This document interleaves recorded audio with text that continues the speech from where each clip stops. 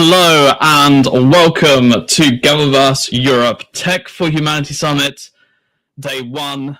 And my name is Russell. I am the Global Affairs Director at GatherVerse.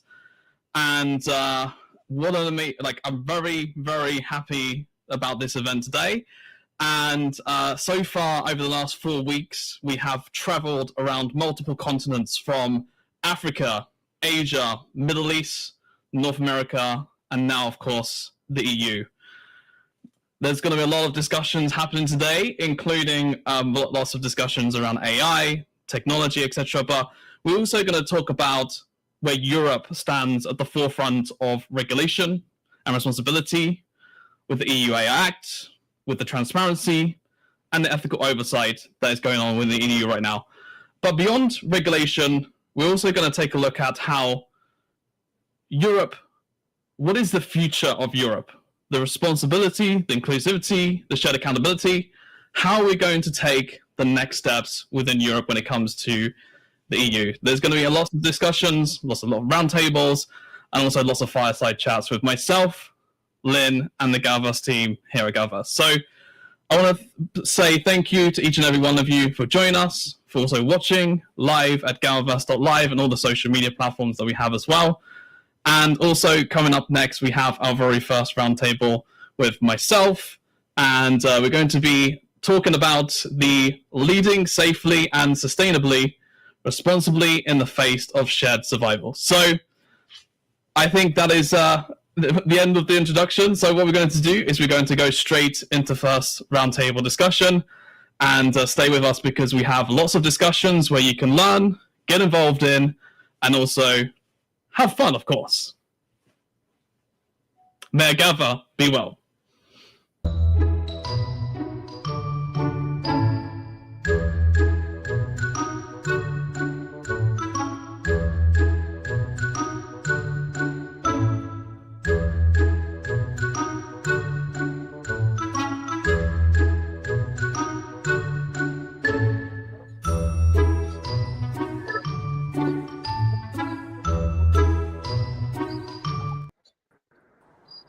Okay, it's great to be back, and welcome all panelists. Please, if everyone could mute their microphones, just so that we can have no feedback or any sort of responsible things coming in or whatever. We get all different noises sometimes when we do this roundtable discussion. So for this roundtable discussion, we're going to be talking about leading safely and sustainably, responsibility in the face of shared survival. And with us today, we have, lots of panelists here. We have 1, 2, 3, 4, 5, 6, 7, 8 panelists with us today. So I'm very excited to have this discussion. So what we're going to do, panelists, is we're going to do a 30-second to 60-second introduction from each of yourselves. And then what we'll then do after that is we will then get into the questions, and then we'll begin the discussion. So we'll start with Sule, then we'll go to Noel, and then we'll go to Chantal, and then we'll go through everybody after that. So do you want to start us off? Yes. Okay, let me begin. Hello from Istanbul. Actually, as you know, Turkey is not a member of the European Union, but we are very close and having the most connections in terms of trade. So, I mean, Turkey and European Union is very much intertwined in many ways. So I am the first AI writer in Turkey. I have a column of 9 years. And now I'm a consultant speaker, and just recently the founder of an initiative called the Human-Centric AI Lab. So this is shortly about me. Thank you for joining us. And it is Soleil, right? Shule. Shule. Okay, thank you. It's like a Schule in English, or Schule in German school. Oh, I like that. Okay, great name. Shule. Thank you for joining us. Noel. No. Oh, I always forget the. Do you know what? I do apologize, panelists. If I get your name wrong, just please correct me, because I am terrible with names. I'm not gonna lie. I am terrible. So, Noel. The one, yeah. Just do you want to unmute your microphone and please introduce yourself to us? You have to unmute your microphone. Let me see if I can unmute your microphone. There we go. Oh, I can't unmute your microphone for some reason. Do you want to quickly unmute your microphone? Is the microphone at the down at the bottom? Just press that and it'll no? Okay, we'll go to Chantal and then we'll come back. Oh, there you go. See, it's unmuted now. You're good. No, we still can't hear you. We still can't hear you. I don't know if it's the microphone. I don't know if there's some settings. We'll come back to you. Chantal, please introduce yourself. Good evening to the Southern Hemisphere people. Good morning to you guys out in the States. My name is Chantal Buerta. I'm an identity architect from South Africa, currently traveling the world. I'm based in Mauritius at the moment. What I do is I build integrity in leaders from the inside out. And I believe we've got the definition of integrity all wrong. Integrity is wholeness. It's got nothing to do with doing the right thing, even when no one's watching. So if we want to create psychological safety, we've first got to be whole as leaders and then create whole teams. Well, thank you for joining us, Chantal. And I couldn't agree with you more. Jesper, welcome. Please introduce yourself. And it's great to have you join us. Thank you. I will just first say the waiting music we had at the backstage. We should get Elon Musk to send out a rocket with a big speaker and just play that sound to the whole earth so everyone can relax a bit. I already feel I was like really. But yeah, I'm Jesper, co-founder of Train for Good. So we help, of course, people get in shape, and at the same time, we help struggling communities do better. So that's essentially what we do in a nutshell. Well, I like the quick introduction, Jesper. I mean, it's straight to the point, and it's great to have you with us as well. I think this is your first time with us, I believe. So welcome and thank you for joining us today. We'll now go over to Sunil. Please introduce yourself and welcome. Yes, good afternoon. I'm Sunil Subira from the Netherlands, near Amsterdam. I'm 22 years in the IT field, more than 22 years my own company, Subit, and I'm working for more than 12 years in the cybersecurity field, ethical hacking, pen testing, more the technical side of cybersecurity. Currently, I'm working on an assignment for the Netherlands Army at cryptography and PKI area. So too much and more in details I can't share, but security reasons, of course. Yeah, on the cybersecurity also, and yeah, very often get the opportunity to speak as a keynote speaker.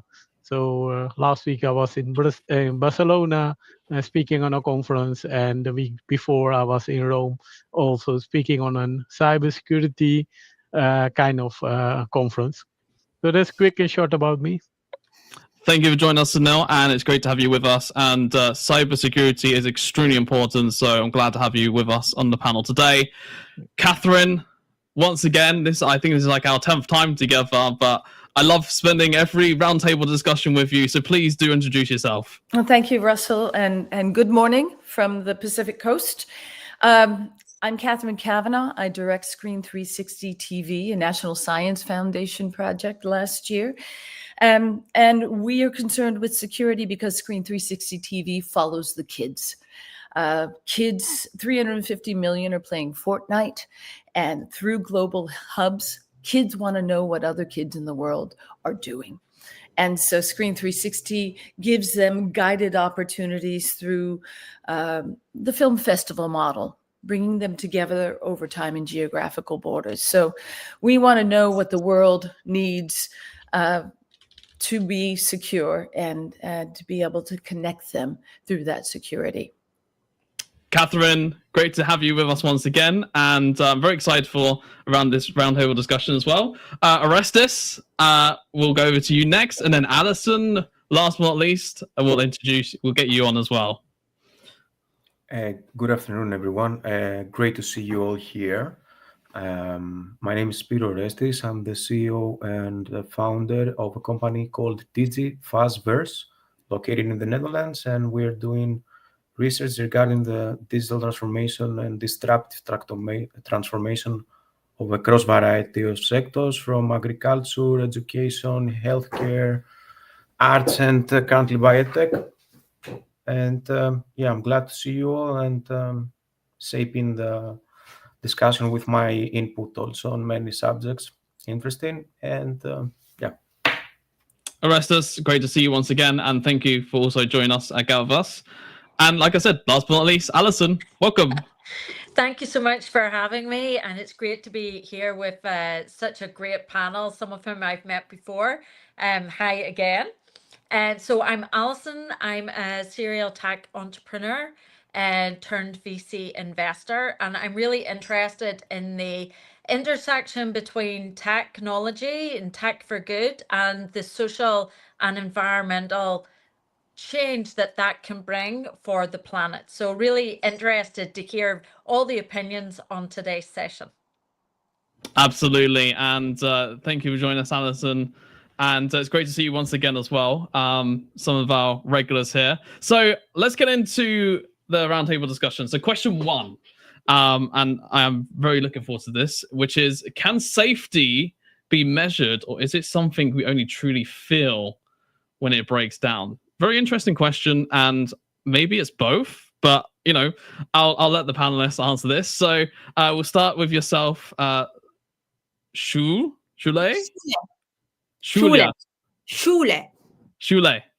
Yes. Shule, we'll start with yourself, please. Yeah. All right. So, as you said, very, very, very good question, very clever question. However, it's not easy to explain or answer like 100%, because when you talk about safety in technology, it differs from the technology generators, developers, to regular people on the street, to an academician, or to a parent. And starting from this very very deep discussion, the argument from the developer side says, I mean, it's variable. Some people are disturbed by certain things on social media, for example, the others don't. So it's a kind of protection for them, or an argument which we may accept or not. But this is their description of safety. But as for the regular people, it changes. For example, for me, being 40-something, I take safety as one description, or Gen Z is another. Let me take as Alison mentioned, Catherine mentioned about the restrictions that should be taken on social media under 18 or under 16. So actually, for example, let's take safety for Gen Z children, or the following generations. Who decides on the safety for the youngsters? Who decides for example, the disadvantaged people? Or, I mean, what is the main criteria? So to my understanding, it's absolutely the real discussion here that we have come so far. And Europe, I feel Europe as a master of regulation is very much struck in between innovation and safety of AI. I see this the very, very priority that the entire world should be speaking and debating about. I agree, and when you're thinking about, could it be measured? I mean, maybe there could be some ways you could measure it. For example, you could measure on privacy, right? And if there's any sort of privacy breaches, you could measure it based upon cybersecurity standpoint, right? How many attacks that have happened and or been mitigated, stuff like that. So there's mostly ways in which you can measure the safety, so to speak. But I can pretty agree with what you're saying. When it comes to the EU regulations and the regulations that have been put in place, there is a safety component there with the regulation side. Chantal, let's bring you into this conversation. What do you think about the safety? Could it be measured or not? Or what are your thoughts? I love what Shule said about, different people have different perspectives. And I always say, define your definitions. So all of us look at safety very differently. Me personally, I don't necessarily look at it from a cyber perspective. I always look at it from a psychological perspective. And one person will feel safe in an environment where another person won't feel safe in that same environment. But if we step back and we take a bird's eye view of the world and where we're at the moment, we've got a loneliness epidemic. And this loneliness epidemic is exacerbated or even created by all this cyber connection. So we're highly connected, but we're highly lonely at the same time. And this loneliness means that we're feeling disconnected. And because of that, we're not feeling psychologically safe. So I wonder if we as a society started feeling more psychologically safe, more emotionally safe within ourselves, more connected, would it translate to how we show up in a tech-connected world? Okay, that's very interesting. I guess that maybe comes from the standpoint of also how you feel, right? When you're defining, that sort of standpoint. So Neil, you're a cybersecurity expert and you do a lot in defense and that. Do you necessarily agree with these statements, or do you find that it's different when it comes from your perspective of a cybersecurity angle? I agree actually with the statement. It's kind of mixed where we are dealing with. Mainly we are looking at the part if it's breakdown or there has been an incident. Based on the incident, we are trying to mitigate, find a solution, what happened. So the way back to find the solution or how can we prevent it. So by adding those kind of indicators related to learning part and how could we learn from the lesson what has been done. Based on that, you should be able to proceed. Mainly, I'm seeing the part of monitoring and check what happened and how can we mitigate this. There's very often a shortage on that, or not proper monitoring part has been in place to automate it also, but that is not the main reason, but it could be only the monitoring part what need to be done. As I put it as a sample, consider I have a car. We have know a car have report and crash report where the airbag pop-up sample. Based on those logs, you should be able to see what's happened. And but mainly, when are you able to look at the logs? If the airbag plops up, an incident happened, on those where you should be able to check it. But the other part is your tire, your brake, your condition of your oil. Those parts need also to be measured. There are a lot of indicators in a car where we are able to see, but how we are able to do and check that in advance, those part is mainly missing or very often missing in those environments. That is true. And when we talk about because we think about safety, we think about regulations, we think about responsible AI or responsibility or responsibleness, right? In a nutshell, so to speak. Let me go to the next question actually, which is, does responsibility stifle innovation, or does it provide a competitive advantage to an ever-evolving world? Now, I want to take a higher level to this, where we look at the US, they're deregulated, right? They're focused on innovation, etc. Then you've got the EU, which is highly regulated and is adding more regulation, so to speak, right? Or shall I say, just more regulated in general. Then we look at also GDPR and CCPA and other regulations too. So from this lens, does responsibility stifle innovation, as in regulation, making it responsible, so to speak, or does it provide a competitive advantage in ever-evolving world? So, Jasper, we haven't forgot about you, so we'll bring you into this conversation. But before we do that, Noel, do you want to try your microphone and see if we've got it working this time? Do you hear me now? Yes, we do. Please introduce yourself. Welcome. I'm very sorry, everybody, about that. I have so many issues with my laptop since 2 weeks now, and I thought it was resolved, but no. So sorry for that. Please introduce yourself. Yeah, before to answer the question, I will quickly introduce myself. So I am a founder and managing director of an international consulting firm, dedicated for tech area generally, but deep tech, low tech in different sectors, from data center, agriculture, finance, industry, blockchain. So very diverse. And what we do exactly, we work with our customers at global strategy to be sure they are aligned with SDG and they would be sustainable and exist in 10 years. That it is our mission. So yeah. Amazing. Thank you for introducing yourself. We'll come back to that round to you. Don't worry, we've got a question for you just in a short while.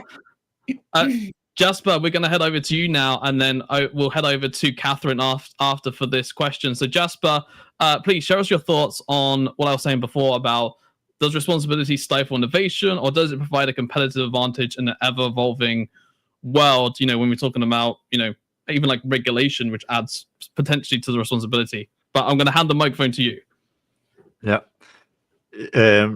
So in terms of regulation, I think it's because it is a balance. I think because if you over-regulate, then you might stifle innovation as you choke everything out.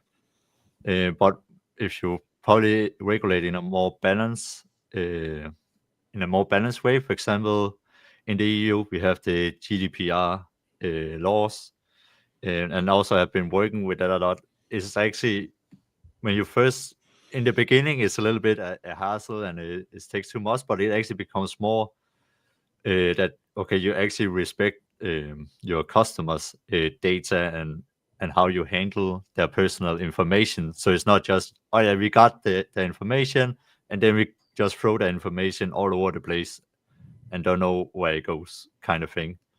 Right. So in that way, that's very create this balanced approach where if you maybe also have open asset in the US, and that's where it can kind of lead to this, that in the first place the intentions are good, we just want this take out as the maybe wants to develop it, sees it can help people, but then you also have maybe some other people comes in and just say, I can take advantage of this and use this for my own benefit to do X, Y, and Z, but that's very bad for the customer. Jasper, I'm just going to jump in quickly. Do you think responsibility though stifles innovation, as in like when you're taking responsibility yourself and accountability yourself, kind of thing?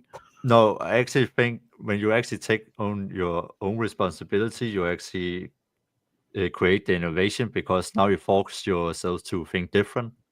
Yeah. So let me give an example. I was actually working with EdTech at one point, and there we were looking at. I was looking at another company that was in Australia, I believe, or New Zealand or something like that. And what they actually had done with their platform, where they were working with preschool, like small kids from maybe 8 to 11. Okay. They actually implemented systems that will activate, what you can say, some trigger warnings. So if one kid maybe typed, okay, how do I commit suicide, or maybe misspelled in some way, then it will trigger a warning to the teacher, so they can go in and, okay, we need to look at what is happening to this kid, so we can help them properly. Right. So in that way, that you can say you had the innovation to do that by taking the responsibility to actually make sure the kids are safe and they get the help that they need. Catherine, do you agree with all that, or what are your thoughts? Yeah, I agree that regulations are design constraints and simply challenge the designer to think within them and create within them. In the EdTech world, which Jesper just spoke about, we've got COPPA, FERPA, and then everyone who develops a platform has the ADA requirements, so that regulates colors that, for instance, that are visible to someone with low vision. capacities. COPPA, this is the Children's Online PPPPA. I don't remember what that actually means, but that restricts children under age 13 from engaging without parental consent and more. And those are important guidelines. FERPA makes it intentional that parents can gain access to any kind of data that is collected for their children. And with Screen 360, we are research-based, and so we are very transparent about the data that we collect, and we want to engage participants as research participants so that they know that what they are showing us is developing further education and innovation that will support future knowledge, future education. And so that kind of mindset extended to participants online, we hope creates a more innovative future, more collaborative, innovative future.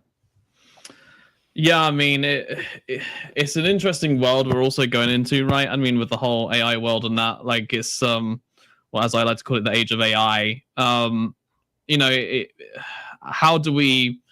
It's kind of like, how do we maintain that, so to speak, or how do we keep innovating that and pushing that forward? Can I respond to that? Sure. Immediate feedback.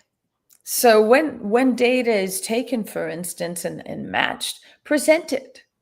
You know, after a session, for instance, with Screen 360, we present the feedback of the participants. For instance, if we ask a simple battery of questions for signing for onboarding. Mm-hmm. And for young people, it's simple things like, what's your favorite aroma? How do you like to fill a page? How do you get to school? What mode of transportation? And so at the end of a session, we can grab that, AI can grab that and present it to the students as points of empathy, how they connect. For instance, there are 5 students on this call who got to school by boat. There are 10 of you who love the scent of baking bread. And so these data points are moments of empathy for them to further remember and further remember the learning, the momentous learning event that just occurred. They watch at Screen 360 TV, they watch a film together and discuss it. And then the feedback reminds them of their login questions, which I just spoke about. That's I think that's really good. I think feedback is extremely important for sure. I think it's important for innovation. And I'm not sure about the whole was it cooking, baking on the boat? That might not happen. It might not work. But cooking and baking on the boat, getting to school by boat. You might smell. I'm not sure about that bit, but the rest I agree with. Let's discuss it afterwards, Russell. Okay, let's go to the next question, which is how can planetary sustainability truly scale in an era of acceleration? So what we're going to do is we'll go to Orestes, and then we'll go to Alison, and then Nguyen, we'll go to you with the next question, and then also we'll bring in Sol as well. So Orestes, what are your thoughts on how can planetary sustainability truly scale in an era of acceleration? Yes. So as we have witnessed, resource scarcity and climate change, and also not a correct utilization of inputs for accelerating in all the innovative domains, are pushing the system to the limits, not only the food systems, but also the planetary systems and boundaries. I think that there should be a different regulatory, let's say, framework to incorporate all the available resources towards regenerative and sustainably driven productions and supply chains for either hardware devices or other devices that are used in large language centers. And there has to be also more research towards green energy and how this can be implemented in this type of acceleration, either with bio-based computing or other forms of circular resources and inputs. For example, utilizing recyclable plastic in wearables might be one small example. Yeah. I would just add to that. Sorry, I would just add that. I'll just add to that, Orestes, as well, because you're talking about obviously regulation, which I think is extremely important for sure. But something that I also think about is also innovation itself. What I mean by that is, if you think about when you're talking about green energies, renewable energies, etc. Like, for example, there's not enough fresh water in the world basically to supply the infrastructure of AI, right? In terms of being able to keep all the data servers cool.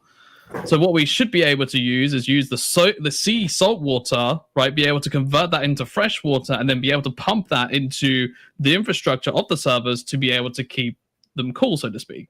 So, Orestes, when you're talking about innovation and renewable energy, just quickly, what are your thoughts on something like that, for example, that could be used to innovate AI in a nutshell? Yeah. That's a really interesting approach on how we can have like a circular element to towards that green transition of such language centers.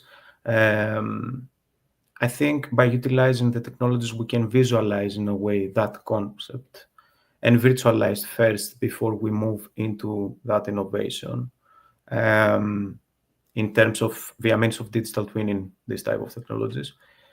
And that also corresponds back to the regulatory framework, because every technology has to be ethically driven and scaled. So we cannot think about also the circularity of such technologies, but also what this circularity that will bring a huge amount of outputs, what this will bring also to society.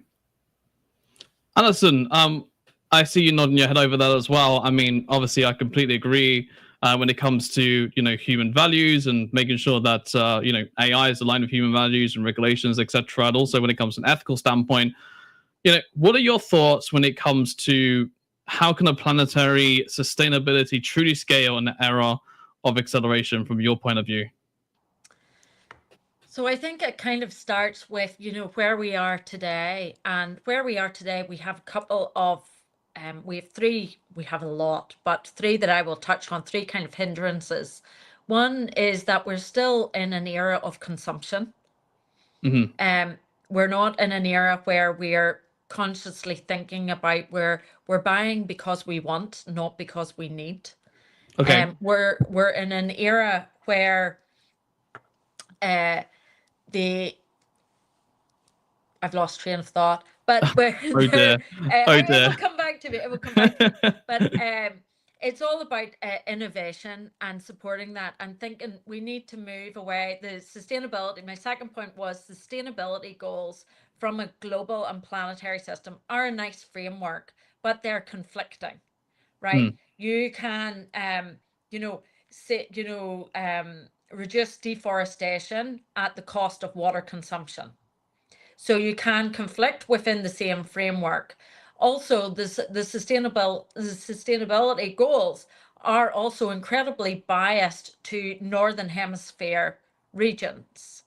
And so there's a lot of research in the Philippines right now where they're trying to work on their own framework, because the sustainability metrics are really, really hard to map out there in a meaningful and impactful way.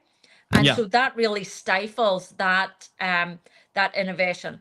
But I think it really comes down to circularity and energy. And using your example of, desalination of seawater for AI, desalination is incredibly energy intensive. And so our biggest threat today is energy sustainability.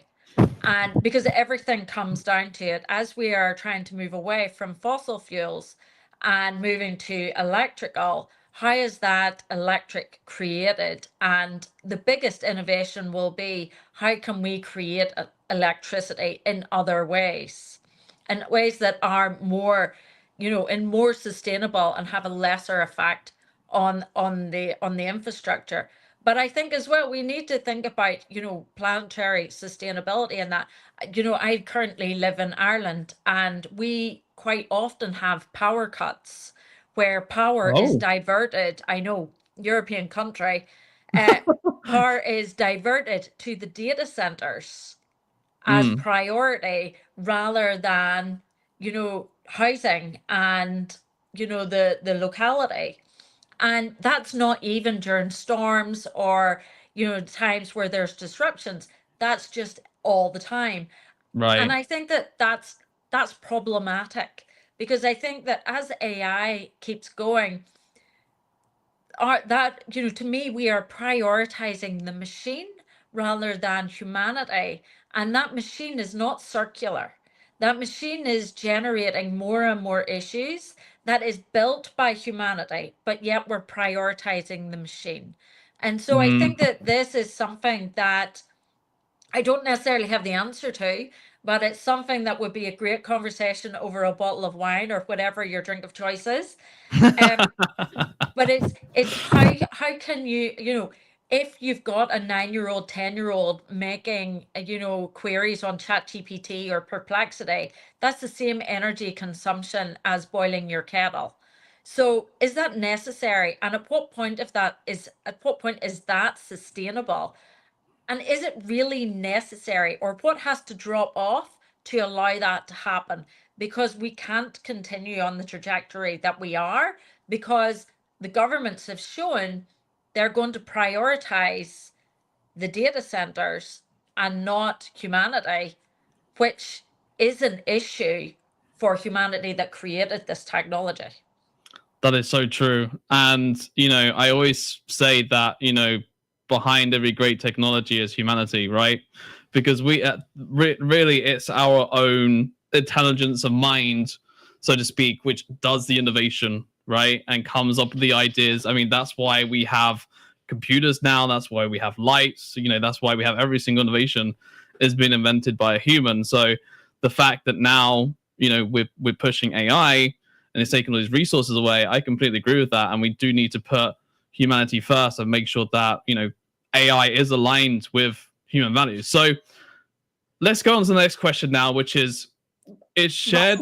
Can I have a word about this? Just a few.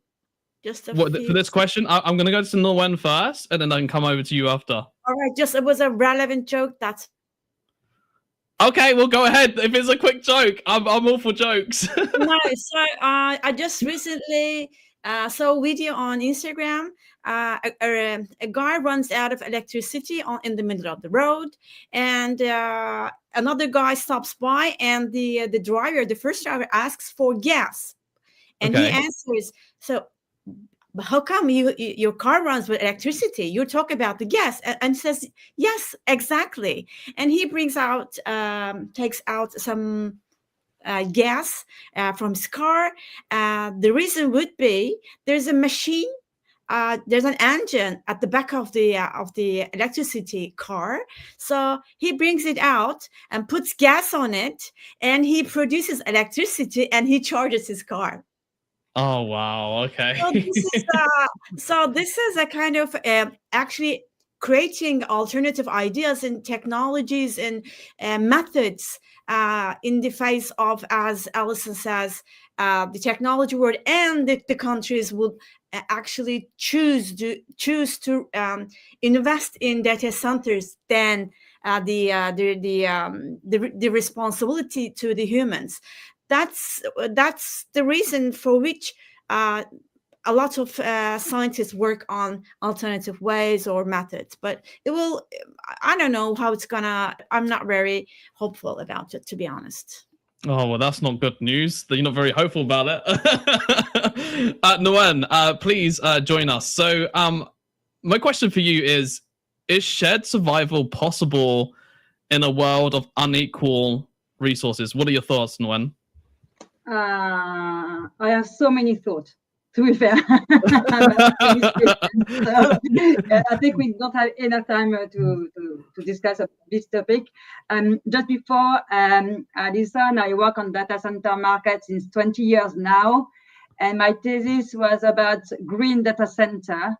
So clearly, it would be very interesting to discuss with you and carry on that, because yes, we have to consider where we will put our priority today and tomorrow for our children, because yes, but the future is not us, it is our children, so we have to take care of them, and energy is very important. So, however, to answer to your question, Russell, which is a very difficult topic, I can't say personally we are unequal resources. We live, all of us, in the same planet, but the split of where is the metals, where is the resources are not in the same place. Okay. So, and I will give you one example, and very important, cobalt. So cobalt, it is mandatory to produce all of your high-tech products. You have cobalt on your mobile, on your laptop, on IoT, in all products you have cobalt. The country who extracts, for the extraction, 63% is RDC, so Republic Democratic of Congo. Okay. That's why there is some tension sometimes with another country, just at the east of this country. However, who change and transform these metals to be sure we can use it in our technology is not RDC, it is China.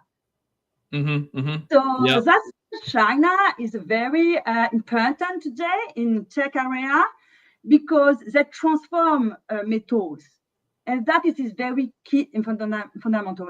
And in Europe, it's very important to know that in Europe we have a Critical Material Act, and for the Critical Material Act, it is to reduce our dependency clearly from specific area region. Because we know that we live today in very strange time, to be fair. On the east, on the west, it is more or less the same. But we have to be sure in the future it will be help us.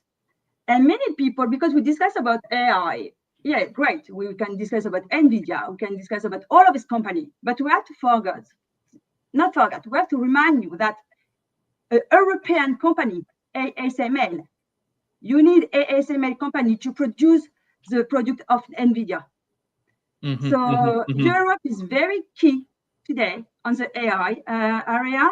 So many people don't know this company, and it's an European company, amazing, very confidential. We have also in semiconductor market, we have also European leaders like SMA Microelectronics.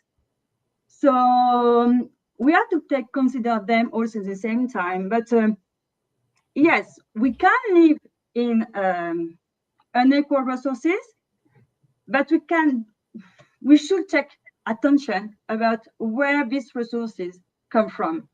And 100%, and I'll jump in as well, Nguyen, because I saw this morning. I was actually watching the news this morning, and they were talking about how was it 63 million 63 million tons, I think, of like a certain what do they call it, very like limited resources basically, and it basically is all about like it sort of focuses on the magnets within like your earpods and stuff like that.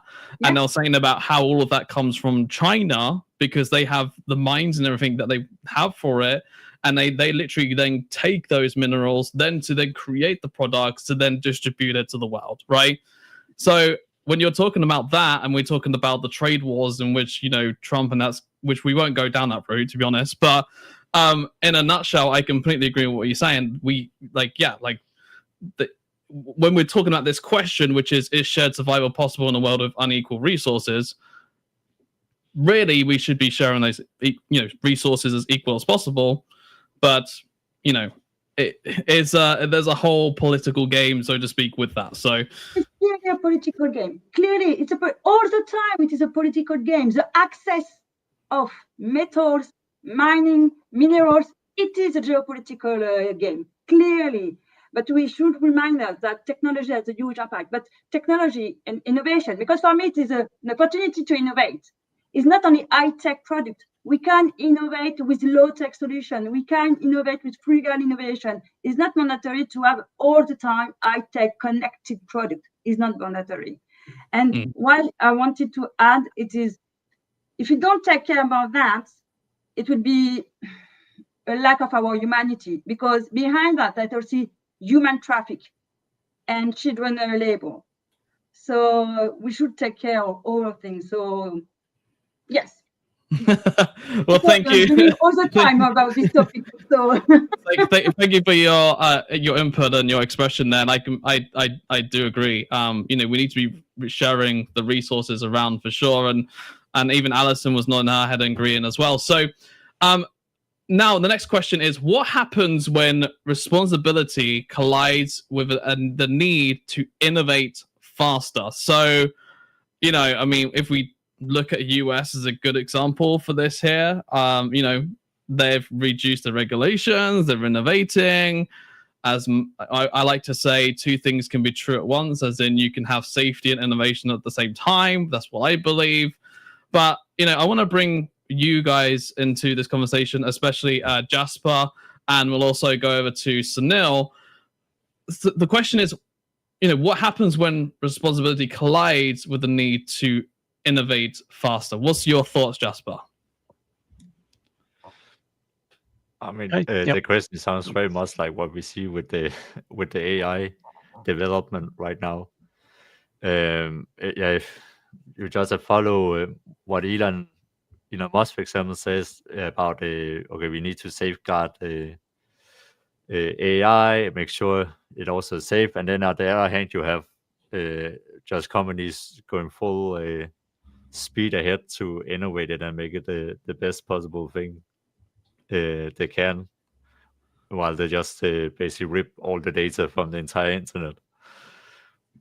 So I think, just to get to my point here, I think the way we probably in some way often sees it is that the regulation is in the way, or responsibility is in the way. But it's probably more just a mindset thing, rather than actually, I'm going to say, a coalition. It is there, because if you think about it, if you want to take responsibility and make it and to innovate fast, it's just require you to think in a different way, essentially, and innovate in a different way. But the way we have probably been used to innovate in the last maybe 200 years has just been full speed ahead. No thinking of how you. I would probably use the word here, respect the end user or where you take it from. That you can probably say there's a lack of respect. So you just go full steam ahead for your, own winning, or the company you are innovating for is winning. Well, thank you, Jasper. And I think there's a balance to everything, right? In a nutshell, really. Sunil, curious to hear from your perspective. Again, being the cybersecurity defense tag, from your lens and your point of view, what happens when responsibility collides with the need to innovate faster? From your point of view. I'm able to see that fasting or having part very fast is one part, but they are not considering the whole architecture or the way how it has been designed. So mainly in a lot of IT projects, we have seen huge IT projects, but just proceed, security we will add later on or at the end. If that is the case, the security could be part to say, the whole design is not correct, the architecture plate is not correct. Go back and start again to build it up. That is one of the main reasons also a lot of IT projects was not able to proceed in the timelines what they got. Also, mainly the reason is security is too complicated. We are not able to understand what they are doing, especially cyber security, or by adding or have at least a pen tester to check if everything is fine. Those capability project leaders not able to add. So in those ways, yeah, they are able to say, okay, just proceed. We need it as soon as possible, but forget the way how we should be able to make it safe or secure. Completely agree. And add that one. And we're running out of time, so we've got about 4 or 5 minutes left. So what I'm going to do in order to have all our panelists involved, because I don't like to leave anyone out at all.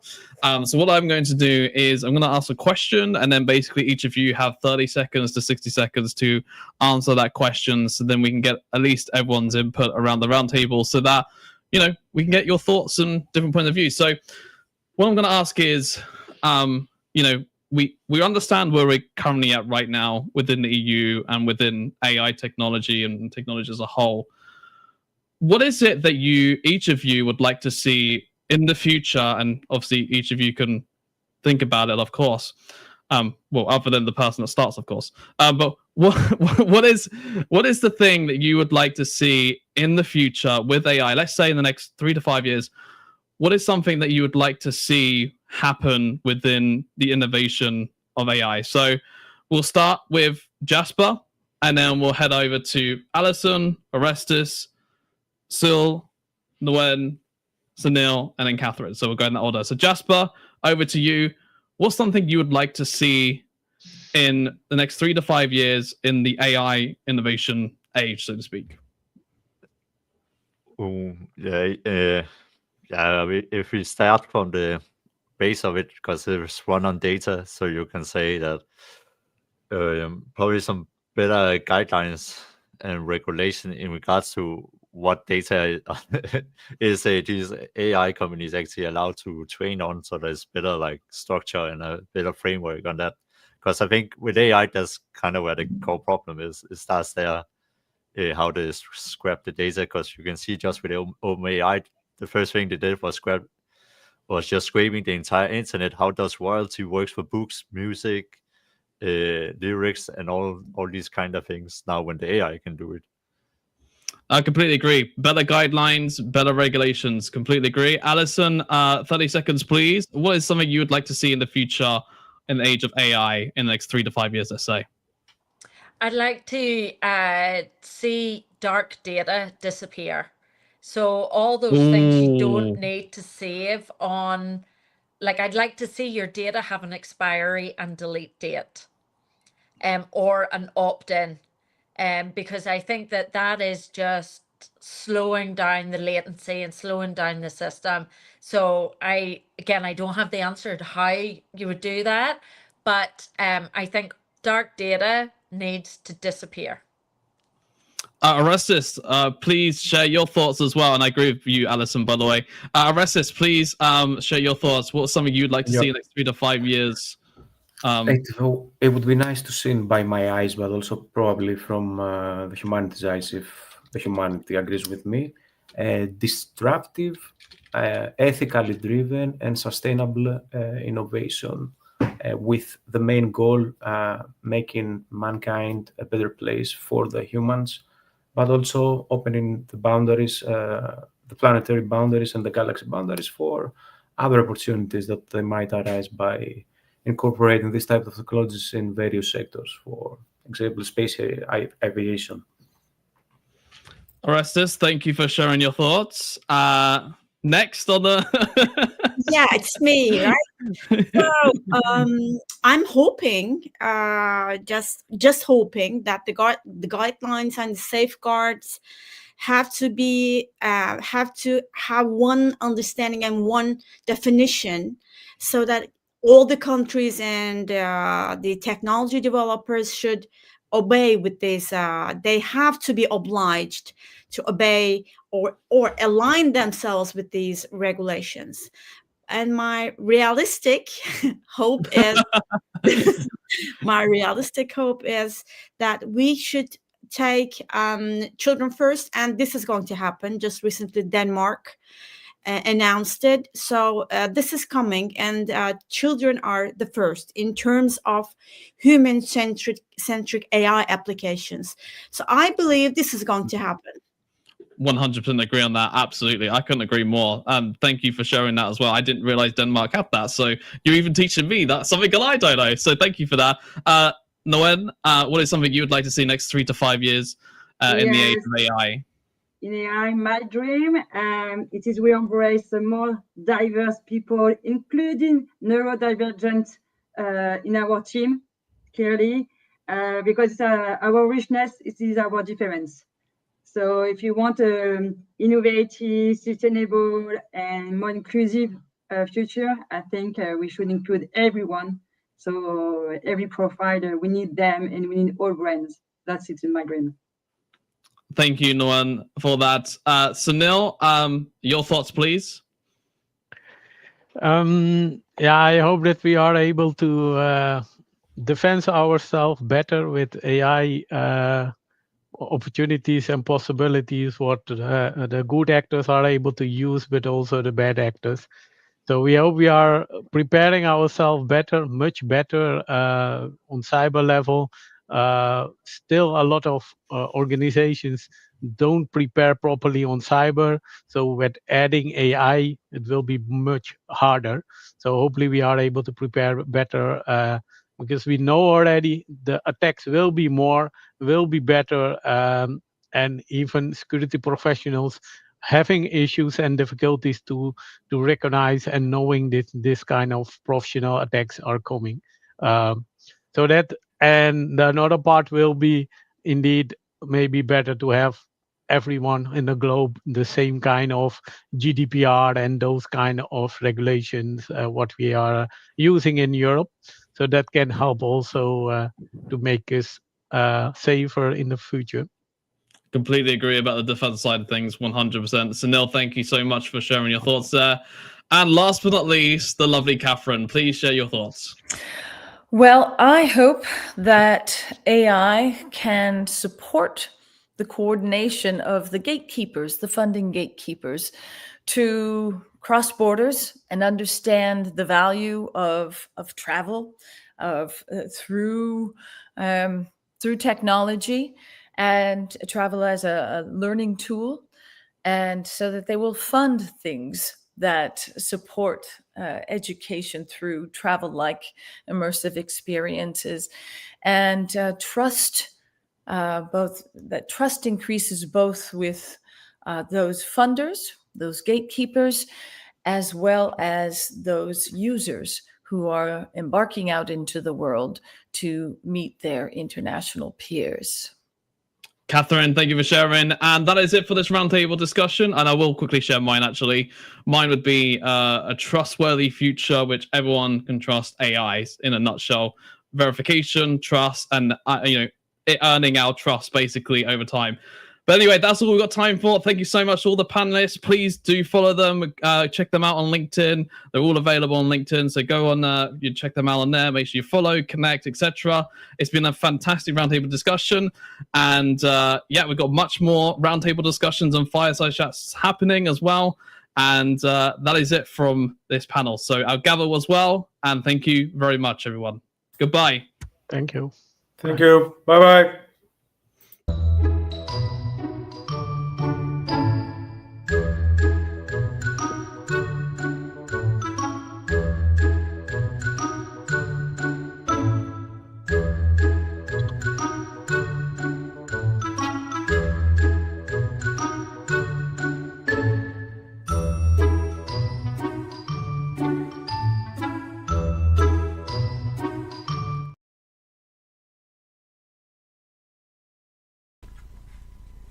Hi, my name is Carla Gene. I'm a tech anthropologist from the Netherlands, and I'm going to talk at GatherVerse about anthropomorphization. Anthropomorphization is assigning human traits, emotions, or intentions to something non-human. We do this all the time, and especially when something is unpredictable. For example, when you drive a second-hand car, an old Volkswagen that keeps breaking down, you will probably name it, you'll probably talk to it to bring it in the right mood, and ascribe feelings and emotions to it, like it's not having its day today. We do this all the time. Why? Well, anthropologists believe we have been doing this for over 40,000 years. It's a very human thing to do. For example, the first hunter-gatherers, when they were hunting for big game, it would help them to step into the shoes or hooves of a mammoth and think about what it would do next, try to predict its next move, would make hunting easier. So it's a way for us to make sense of a complex word, predict it, get a grip of it. Also, anthropomorphization helps us fulfill a social need. Humans like to relate to humans, and when there are no other humans around, an object or a pet might help elevate some of our loneliness. So this is a very human thing, and then a few years ago large language models came on the market. And if you know how easy it is for humans to anthropomorphize, you can imagine how we would do that, because large language models, they make use of natural language, they show empathy towards us, they tell us they care, and they're also very unpredictable. And there's so it helps us to anthropomorphize the machine to sort of intuitively understand how we can work with it. And there's also a paradox in that although a large language model is not human, it often performs better when we treat it as one. So there's a lot of reasons why we do this, but there are also risks involved. For example, when you anthropomorphize the model and think of it as a friend, you might forget that there's a commercial company behind it that is wanting to scrape your personal data. And we might overshare. You might tell it things that you wouldn't tell another soul, like your medical history, your most intimate thoughts. Also, we can put too much stress in a machine and overestimate its capabilities, or rely on it for advice, forgetting that the machine has no experience of being human and what that means. We might get emotional attached, and also it can give us a wrong sense of what a relationship is. When we build relationships with robots, these are relational artifacts, and they are not capable of loving us in return.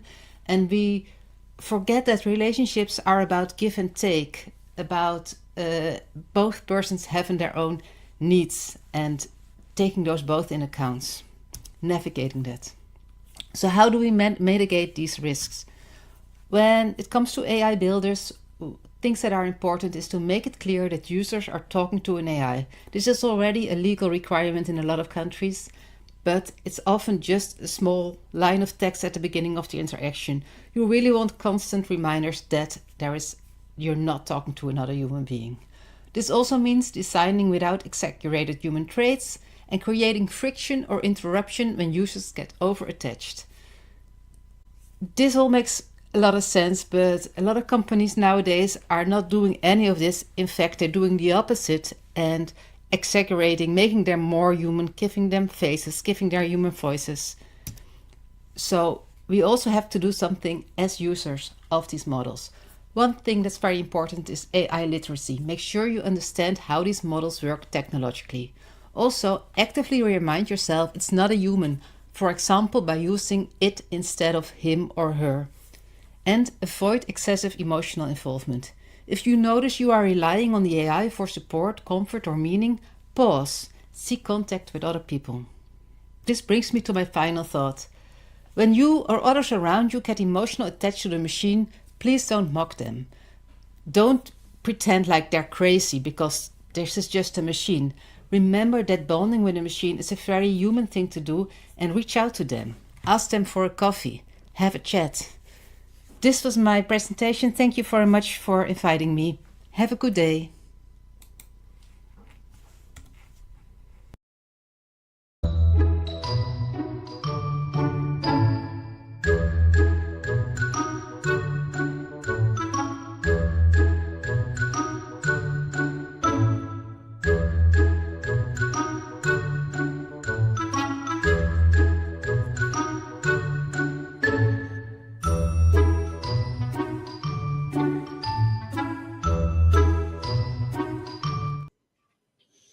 Welcome back to GatherVerse Europe Tech for Humanity Summit and day 1.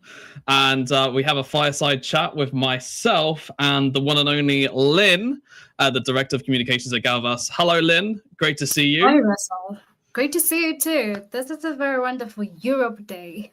I know, I'm loving it. Like, this is my hometown, you know, like my home continent. I know the feeling when you just visited home and I can hear the perspectives from Europe. I'm just loving it so far. What are your thoughts on the roundtables that we've had so far? Just quickly, I know we haven't got long because obviously we've got to jump into your roundtable discussion next, but please do share your thoughts on what your thoughts so far. For me, what stood out for me is the planetary health, the concern of even having a sustainable, innovative environment, and the issue of responsibility. Let's just say it as it is. Europe has that mantle. It has that mantle for responsibility, safety, and just making sure that innovation aligns with standards. That's something I commend for Europe, and even the diversity of voices. You get so many diverse things from Europe, and I only thought Africa is the only diverse place until I met Europe. Europe is very diverse, and I was very happy to hear from all the speakers who just shared what they shared. Absolutely, and I agree with you, Lynn. And it makes me think, when Donald Trump came over here and put in, like, was it 40 odd billion when it came to the UK? I was like, first of all, I did not expect that, but second of all, I think this really helps both the UK and Europe, so to speak, in putting AI further on the map, so to speak. So what are your thoughts on just AI in general and from your lens? Because I know you've used it quite a lot. I know you've used a lot of different tools. I know you've used a lot of different models. Just tell us, like, what are your thoughts from your point of view in terms of what you've used so far? Yeah, so far, with all the gatherings we've had, especially with Tech for Humanity, we've had from all continents. And for me, the overarching thing that I've had from all people is education. I think even from just the recent talk that we've had right now, the panel, and also the pre-recorded talk about anthropomizing AI. I loved that talk, and it started with AI literacy. For me, I think that's the biggest infrastructure, and the way Chris had emphasized earlier on, the biggest infrastructure for AI is education. So for me, if education, we can get technologists, everyone, the speakers we have here at GatherVerse, people like you who are doing with things to do with the trust, we could just get all stakeholders and we learn together. It's not about who is the expert, because this is the frontier. We don't have any expert as we think we do, but it's about just coming together as we are right now with GatherVerse and sharing knowledge with each other, peer-to-peer knowledge. For me, that is what will help humanity move forward with progress and ethical concerns and responsibility without 100%. looking at AI as a threat. Yeah, AI is changing every day. We all know that. We all see the innovation of what is happening, and it's changing every single industry, all of our lives, and it's in every single thing that we do and use. So I'm really excited about your panel coming up next, Lynn, which is the realities of today, who is included and who is left out. So I'm very interested to see what the panelists have to say to that. And we've got amazing people like Dr. Venue, Rui, Ian Kang, Professor, Sean Mann, and Lauren all come up next. So I'm going to hand the microphone back over to the GatherVerse team, and then we'll see you in your roundtable discussion. Thank you so much, Lynn. Sure. Thank you for your panel as well. That was very insightful. I'll gather as well, as Christopher would say.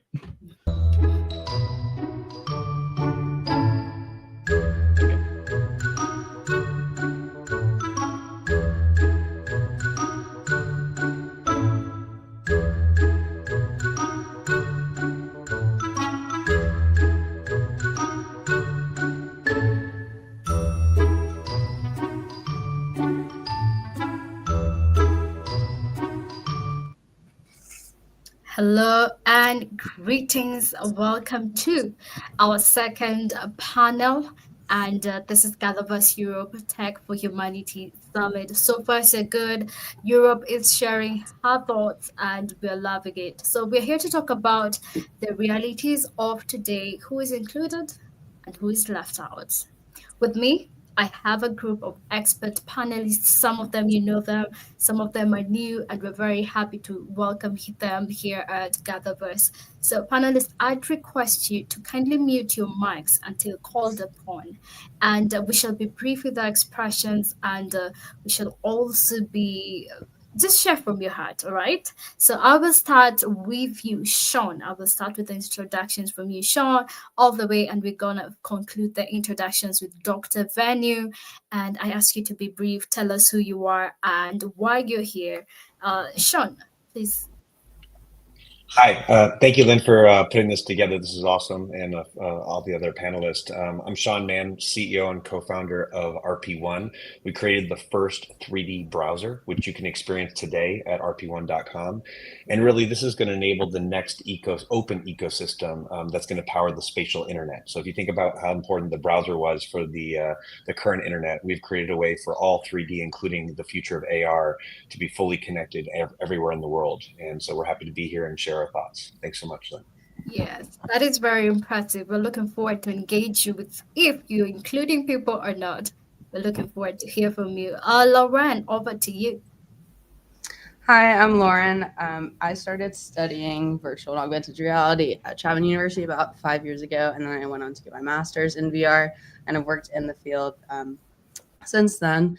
I'm here really just to talk about the future of immersive technology and artificial intelligence. And yeah, I'm excited to be here. Yeah, we're very happy to have you once again, Lauren. Ian, nice to see you again. Tell us who you are for those who don't know you. All right. I'm the founder of Haula Hybrid Online Live, where I try to guide many ordinary school students. They can enjoy international school level education effect with very small amount of tuition. And based on, I guide them based on logic, cognitive science, and AI-based education methods. My ideal is to provide every single student with a personal mentor or tutor.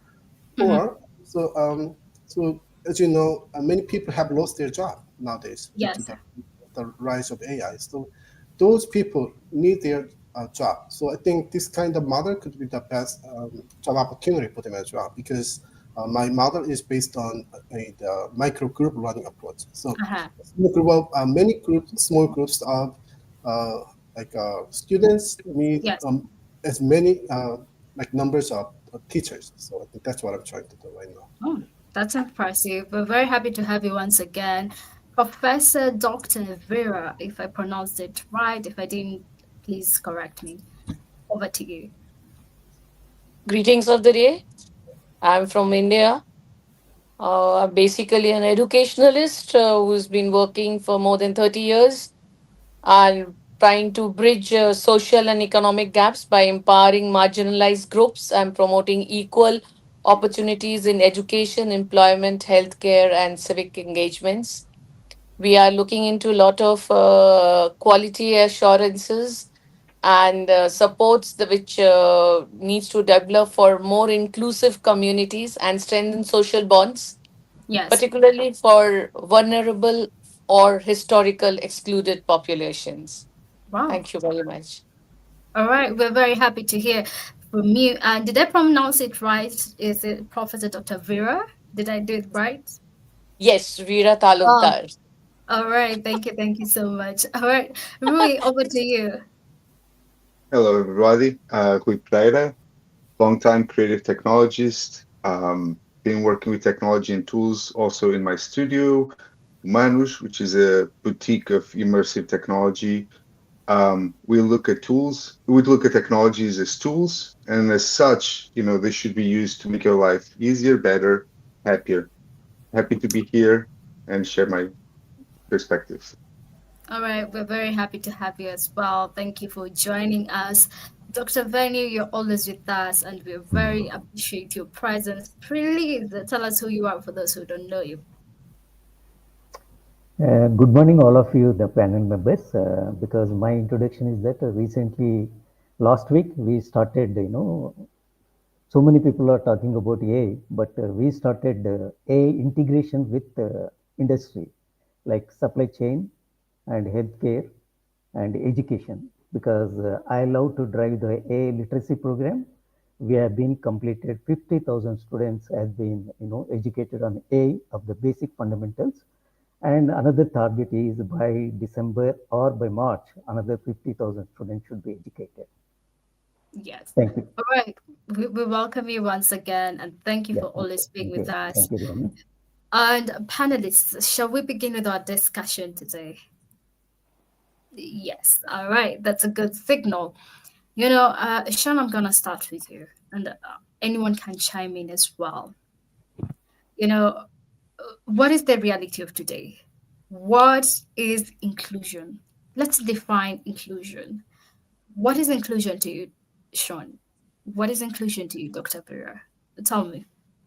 Yeah, I think the technology itself is important, where all people can build and deploy not only their content and their creations, but the tools and things that make it possible.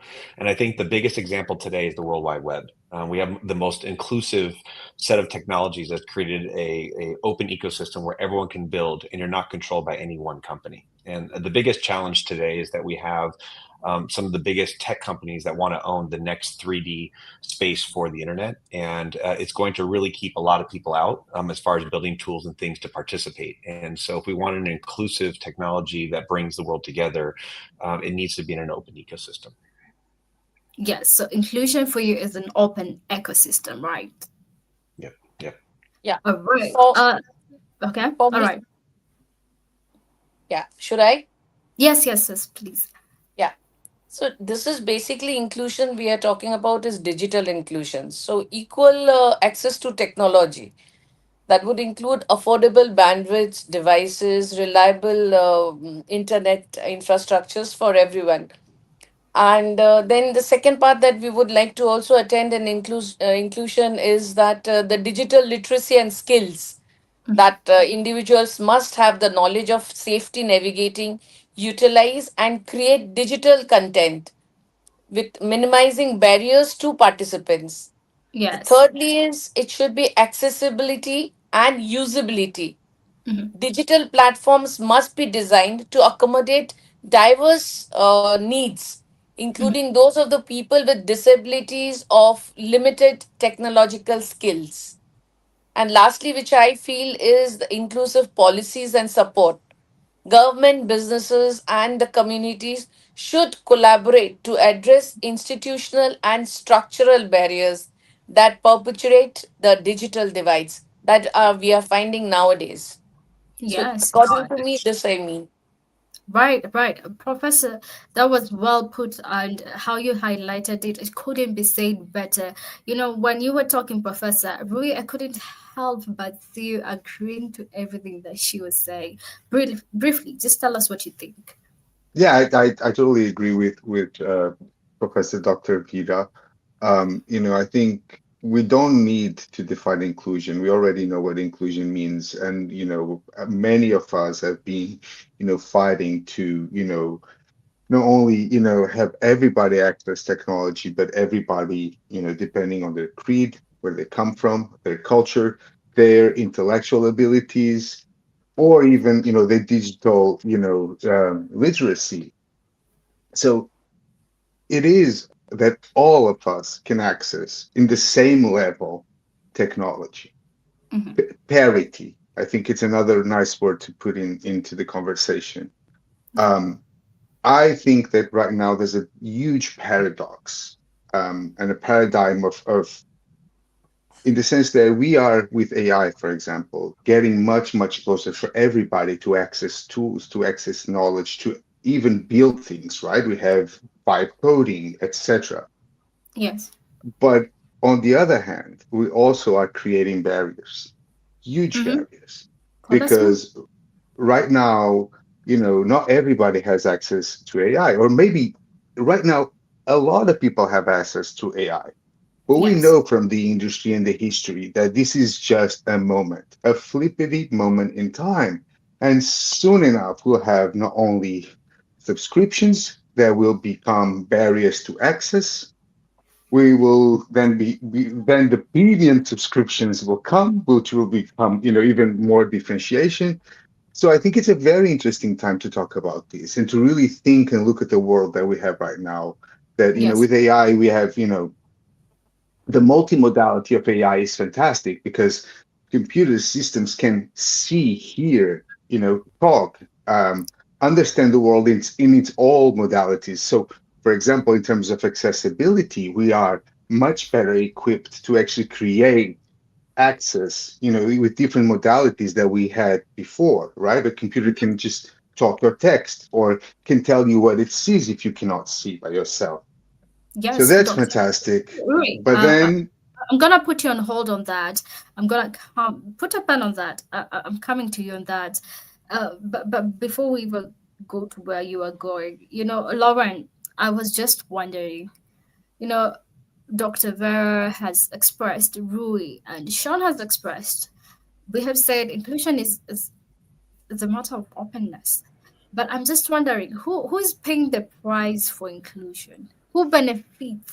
Okay, if who will benefit actually, and who pays the price for accessibility? Who caters the costs for things to be accessed to the world? Lauren. Yeah.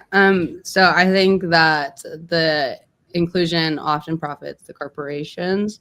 Yes. So having big companies, and it just kind of depends on what you're using it for. But I think that having inclusive environments in the Web3 space and digital space can be really powerful, especially when connecting companies that are all virtual and kind of spread out through the country. So having a space where they can work on whiteboards and have people actually feel like they're there and have agencies. So being able to adjust the different settings and spaces within the 3D world.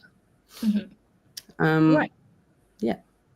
So big corporations they do benefit. Let's be honest, that's for real. But Aaron, who pays the cost then? Is it the big corporations or is it the governments, or who pays the cost for inclusion? Well, I mean, if the proper inclusion is realized in the world, obviously, I think the privileged, who used to have a privilege for their own information and professionals, I think they would, have to pay the cost. Especially in terms of education, in the traditional world, like only privileged ones who could have the professional tutors or like a professional teachers or all kinds of those programs or systems. But now now that everybody can enjoy this sort of program, and then obviously there could be that one because the previous one, they would lose their kind of authority and their prestigious rights. But the thing is, I kind of differently define the definition of inclusion. Inclusion should be differentiated from accessibility to All right. I think inclusion is all about human emotion, human connectedness, social connectedness. So there is a big paradox. So people have to learn about these AI technologies nowadays, but at the same time, for many learners, they shouldn't learn too much. They shouldn't heavily rely on technology. So that's exactly what I'm thinking and what I'm doing. So students need to refrain from using AI when they learn things.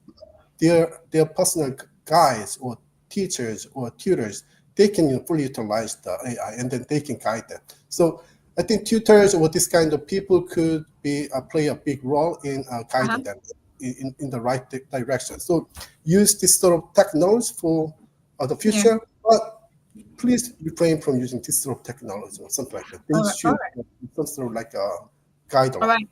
All right, Ian. I've had you at that. Thank you for highlighting the difference between accessibility and inclusion. I think that was well put. Dr. Venue, I'm coming to you, and what determines the limits of access in technology, finance, and the society in general? Who determines the limits? This is how far you can get access.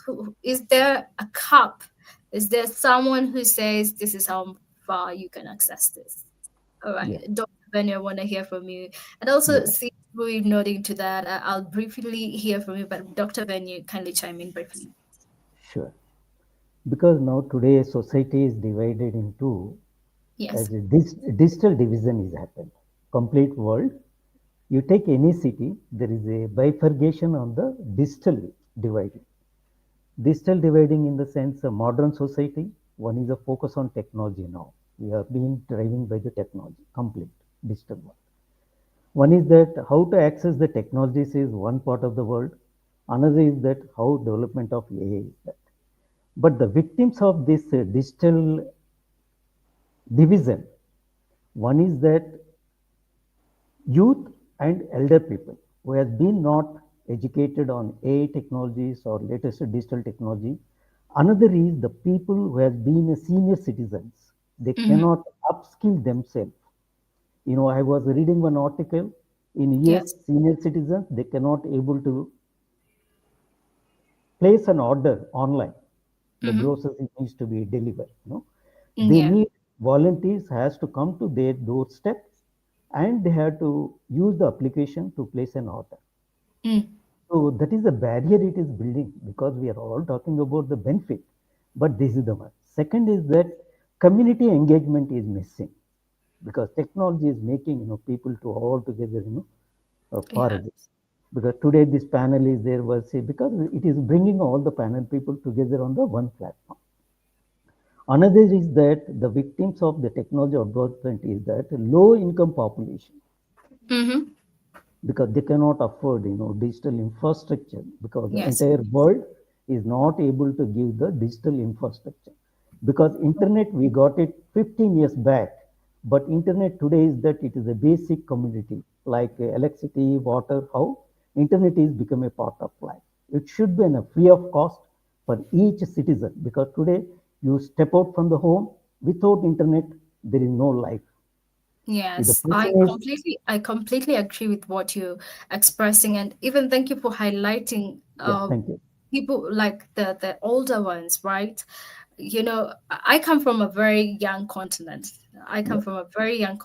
And the essence of even including the older ones, the elder ones, I think that really stands out. And most of them can't even buy or order online. But I feel like that's very essential that we include them. You know, Rui and Sean, I've seen you agreeing to what Dr. Venu has been saying. Rui, briefly touch on what we're talking about right now. All right. First, I just want to disagree with Ian and then answer the second question really briefly. I believe that there cannot be inclusion without accessibility. They're two different things, I agree, but accessibility is important. We need all the voices. To answer the second question, who benefits from inclusion? All of us, humanity. That's who benefits from inclusion. The more voices we have present in these discussions, in these developments, the better. We know that. Third, who determines the limit in access? Right now, governments and big tech. And right now, governments and big tech are very tied together in some parts of the world to really control even further and to relegate, human rights, for example. Even in terms of information and access to your own information, that's also a human right. So that's my really quick hunch. Yes, and I totally agree. And you know, everyone here has their different perspectives, and when everyone chimes in, I truly believe it's super valuable. And I love how we're getting where we want to get for the benefit of humanity. Sean, what is your take? Yeah, I think the panelists have all had great comments. I completely agree. We do have a challenge of just even basic internet access. I mean, I think we're still at like 35% globally. I think that was a year or two ago. I'm not sure what it is today, of people that don't have access to the internet. And I think Yeah, and I think the challenge is it's going to get worse. And what I mean by worse for those people is that when you start introducing AI, which is going to take jobs away from people, your education has become more important. And with the lack of teachers that exist on the planet, I believe AI is going to transform the educational system. And to not have access to that level of education is going to leave people even further behind. And if you think about it, the World Wide Web really connected us to share ideas, information, and let us learn from each other.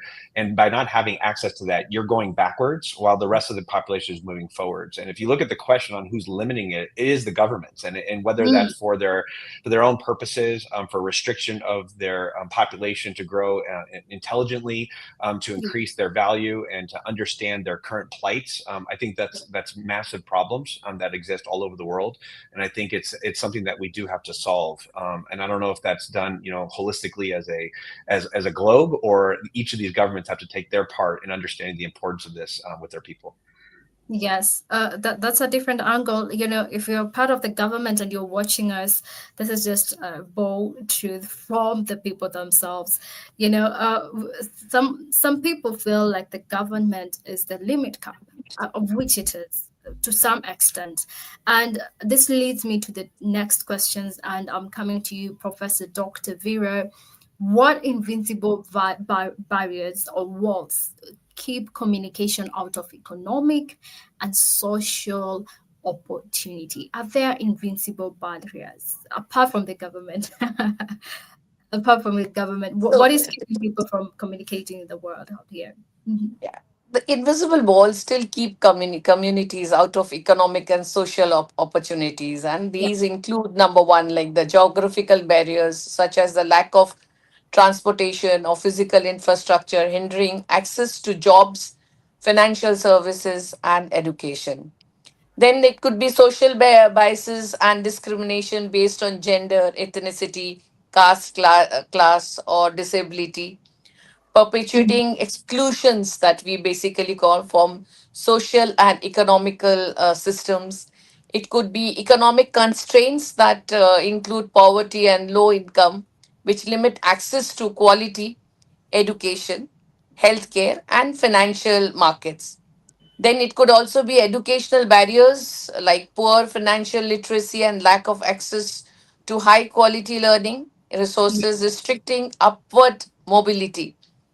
The lastly and the most important that I would like to talk about is the digital divide, which some of our panelists have talked about, characterized by limited internet access and low digital literacy, restricting participants to basically digital economics and remote educations. Institutional discriminations and system biases in policies or workplace practices, glass ceiling, lack of mentorships, blocking certain groups from leadership positions and advancements. There could be regulatory hurdles such as stringent documentations, requirements for banking or social services, disproportionately excluding marginalized groups. Social economic backgrounds can be one of the major influences which would lead to less access to networks, keeping lower income groups from representations or success in leadership roles, exclusions from informal networks that we generally talk about, such as social groups or business contacts, which are vital for career growth and opportunities. All right. Lastly, I would say about the cultural mindsets which may discourage creativity or entrepreneurships in some communities, limited economic development. And in this world of AI, in this world of technology, accessibility cannot be different from inclusion. That's my request that I would talk to my fellow panelists on it. I love how we're going. We're just here to agree, and to disagree, and to find what is the really barrier, what is the real invisible barrier, and everyone chiming in. Your expressions are right, and that is what we want to hear. and there's someone who is watching you and they're hearing what you have to say. And Dr. Vera, thank you for listing all those things up. You know, I felt like you highlighted all of them. Ian, do you feel like there's a solution to all invincible barriers? And as well as Lauren, do you feel like there's a solution for that? This is as a follow-up briefly. Ian, what do you feel is the solution? Briefly. I think my viewpoint, I think this is a very, I have a clear answer. Like, Yeah. I think the biggest invisible words could be human mindset. Many people just keep things a secret. Like when they have some sort of like a very valuable information, they don't want to share it with others. Because if that information is kind of valuable, that could create money. I know about it, but especially in terms of education, people hesitate to share things with others. It's because of the fierce competition, in the school environment. At the same time, even though there are like a bunch of innovative education tools out there, that doesn't mean anything in many senses because because of the heavy marketing cost. Like that's what I'm battling at the moment. I would like teach so many ordinary students, but they don't even know about this kind of technology and how to utilize this very affordable international school level education. And I would like to mention what kind of Rui contradicted. Of course, like inclusion means accessibility, but that's not all. Like in Korea, I mean, internet is fully connected to everybody, but that doesn't make anything in many senses. Many students don't even know how to utilize AI for their learnings. And like, for example, in my one of my students, like she's very young, like a grade 3 student, and she doesn't learn anything from online, or she doesn't have any access to digital devices, but she knows very well. So in education, actually digital access might not mean much in many senses, especially for young learners. So in that sense, like accessibility cannot solve like all the issues about inclusion. I think that's That's a very interesting view, and thank you for sharing such examples. It keeps the learning wheel going. Lauren, what is your take on that? How do we remove these invisible barriers? What are the solutions you have seen so far? Yeah. Hi. So I think that the people that are affected mostly by this are the countries that don't have as much accessibility to the internet. So just working to provide those solutions and hopefully get experiences that can run on like a base level of internet, and creating opportunities for those countries to learn about the tools that we have over here, and essentially sending programs and stuff like that to countries that are maybe not as fortunate as far as like technology and moving as fast as we are. Because I think it's also important to remember that innovation comes from diverse backgrounds. So having opportunities for these countries and people to also have a say in building the internet is really important as well. That's right. That's right. And I think it applies everywhere. I would say it applies everywhere. It's just that some countries are more affected than the others. And thank you for sharing that. I think this is also a multi-stakeholder approach. Sean, you've always talked about open innovation, but I just want to hear the consequences. What are the consequences of a connected world that still leaves billions out? And we're talking over 2 billion. That is according to the statistics. Over 2 billions are still out, and some of them we don't even know them. They're not even included in the stats. So what is the consequences of leaving such behind? I mean, I think we kind of touched upon it in some of the other questions. I think every person all over the world gives a viewpoint into their social kind of upbringing, their culture, the things, their perspectives, and what they see. And I think by sharing those things, I think it makes everything better in general. And I think what happens is if you exclude a lot of people, they're going to fall even further behind. And it becomes, I don't want to say the burden of everyone else, but at the end of the day, it's our responsibility to hopefully uplift our our fellow humanity versus really just taking advantage of the technologies for ourselves. And I think we're going to be successful because a lot of us, we're at the, we're in societies where I live in big cities, but we don't understand or comprehend what it's like to be in smaller cities and countries that don't have the same resources that we've had ever since we were born, right? And I think the challenge is I think it's just going to exacerbate the problem that we have today with people with lack of internet.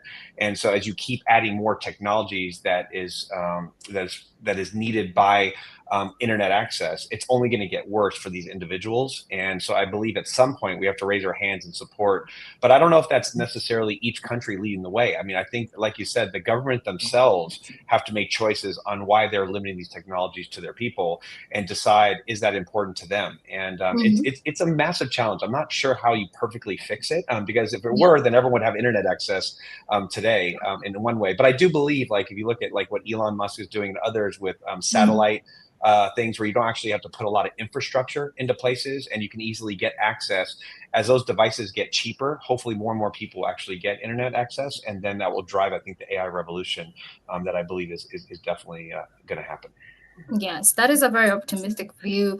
I'd also comment on Starlink, right? I've seen it in African rural places that you could never imagine internet would reach, but we have now access to it. So even the devices, I'm seeing a lot of Chinese companies coming with very accessible, affordable devices that even the oldest and anyone can afford them. So I'm also optimistic on that, but I'm also aware of the dangers of just leaving a whole bunch of people behind. It's gonna be two separate worlds in the same app. Rui and Dr. Venu, do you have something to briefly add to that? What do you think are the consequences of leaving people behind? Because technology is connecting all part of the world. So today, how we have been met, and this is the way when we connected, it is a sharing of different views geographically and personal experience. This is what the improvement starts. Mm-hmm. That is what the development comes. Yes, I agree. Rui, I see you. Yeah, I think we've all said it. It's really just building up to a more unfair, a more sectorist world. Again, with one single vision that tries to explain the world to everybody else, and that's not what we need. We already had enough of that. Yes, I agree with you. And let me just shift angles, and I'm gonna also go back to a little bit of inclusion because today we are talking about the realities of today, and inclusion is the overarching reality. Does inclusion end with optics instead of power redistribution? And when we say optics, we have seen a lot of government projects. We have seen a lot of companies launching projects. They will announce this fund has been released to do this and that for this community. A lot of projects are always announced every day. There's always a PR, a press release that has been just launched into the world of something that's going to happen. But does it end there? Is there a formula for power redistribution? What is the results of that? Do we have like results that are tangible that can be really be traced back that this project when it was launched, this is what it accomplished when it comes to inclusion? And I want to hear from you, Dr. Vera, and anyone can also chime in on that. What is your take? See, inclusion that ends in optics refers to superficial or symbolic gestures that create a positive appearance without changing underlying power structure. Mm-hmm. True inclusion requires redistribution of power and resources to dismantle systemic inequalities and enable equitable participation. Optics alone can serve as a form of performative inclusion, which may placate calls for changes but does not empower marginalized groups. Power redistribution shifts decision making authority, access to resources, and policy influences, which will enable sustainable social and institutional transformations. Yes. Without power redistribution, inclusive efforts risking maintaining status quo inequalities while projecting an image of progress. It would always be very hazy. Mm-hmm. Genuine inclusion balances visibility and representation, that is optics that we call, with structural changes that redistribute power and opportunity. Lastly, I would like to add is scholars and activists often critics environmentalists with inclusion ends with optics as um, uh, underlying real equity goals. So for me, it's a very challenging part how you would like to end with optics instead of power redistribution. Yes, Dr. Vera, thank you for even highlighting that. But I'm just curious. I have a follow-up to that. Power redistribution. How do we change this power redistribution? We have seen, personally, I come from a place where we've seen one president ruling for decades, and it's just so hard. That is where they call dictatorship, and I know it happens in most parts of the world, where one person may stay in government, or the same system may stay in a certain system for decades and decades and decades and decades. It's only PR. So how do you change power redistribution? Is power to the people, or power to the person who decides to give it out? What is your take? See, for me, what I basically want to say, power redistribution means it should be overall. It has to be with the technological pace that is being going along. And now, when there is dictatorship or when there is no change of power, that political areas I would not look into it. That's another geopolitics that is playing a big role into it. Now, when we talk about optics and inclusivity and bringing technology down to the people, that is where it has to be very symbolic gestures has to be done. How Yes. you would create a positive environment and take the technology as it is coming. You cannot be away from it. You Mm-hmm. have to be one of it, and you cannot say that I'm not going to be a part of it. In India, we have coming back. We had faced lots of challenges in early 80s and 90s, and now with our strong leaderships and AI is being included in our ecosystem Yes. from the very early stages. So we train the trainers, we do inclusivity, Yes. we talk about redistributions. So it depends of your again as your leaders, the thought processes of the leaders, how Yeah. you take it up to the next level. That Mm. plays a very major role. Yes. Otherwise, the structural changes, whatever you say, there would always be a divide between the two. you know Yes, that's uh, right. matlab, there would not be true inclusions. That's what I mean to say. If you Yeah. want to have true inclusions, you must be the decision makers, whoever is there in authority has to take a call for it. That's right. That's right. I couldn't agree more. Thank you for following up. That is a very interesting perspective. Rui and Khan, I want to hear your perspective on this power distribution briefly. I completely agree with what Dr. Vera said. I just want to add to that if we look right now, the distribution of technology access or internet in the world, if we look at it right now, there is no physical or geographical reason for it to not be all over the world. The reasons are substantially economic and financial. Yes. The power of technology, or the ones that own technology, and especially the internet right now, we all know that is, Google doesn't do anything for free. All these companies are are doing this technology because they make money from it. And right now they make money from selling or using our data for advertising, marketing, etc. So Yes. they should also be the ones who should invest in that distribution. And they are the ones who are responsible for that inclusion or exclusion of determined regions. So just wanted to add that simple perspective.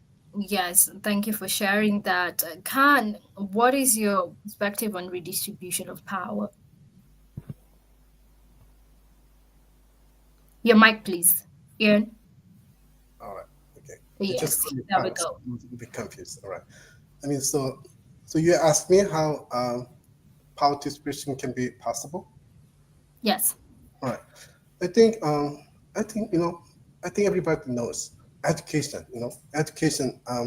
So even young children, like as long as they are well educated, as they grow up, they will learn how to overcome their hardship in their life, and they will learn how to upgrade their life, and like by learning more and more. And so in that sense, learning how to fully utilize AI is very, very significant. I know about this, but this is, like I said, it's very paradoxical. They should not heavily rely on AI, but they also need to learn how to fully utilize it. So I think the teacher's role is very important. So at the same time, I mean, personally, I don't have a strong faith in governmental system nowadays because of the fast pace of AI change. So in that sense, I really private sectors, private businesses, private entities who have well aligned, like globalized mission and vision, like the perspective of God, like those humanitarian private sectors will play a big role in the future. I believe that. So as long as they have more benefits from some governmental bodies, or as long as they work together with maybe United Nations or something like that, they might be able to flourish even more. So I think they must play a big role. Yeah. That is very Public sector is corrupted, and the decision making processes and time. I mean, it takes so long, and it's too complicated. You cannot keep up with the pace of AI change. Yeah, that is very interesting and indeed thought-provoking. Dr. Ven, I'm coming to you, and also Lauren.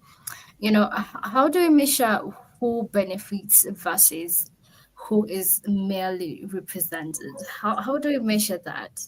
How can we tell who is benefiting and who is just merely represented? Dr. Venu. Because the benefit is that entire society and world, but it lies that the benefit how effectively we are using for for what reason we are using this technology. For example, if you look at some countries have been producing so many graduates, but the produced graduates are not utilized within the country. Those graduates educated is migrating to some country, right? Yeah. Why today entire society and world is coming imbalance? Because the governments has to encourage local manpower to be educated to the level of technology expertise, so that we can minimize the migration. But today what is happening, some countries 100% the migration. The moment they have been passed out, they want to land somewhere. That needs to be have a balance. The technology has to be implemented. Every country has to invest their resources to develop their community and young generation to involve in the technology, not from hiring from other countries too much, because that is a society imbalance. All right, I hear you. Lauren, what is your take? What have you seen from where you're from? What is your suggestion?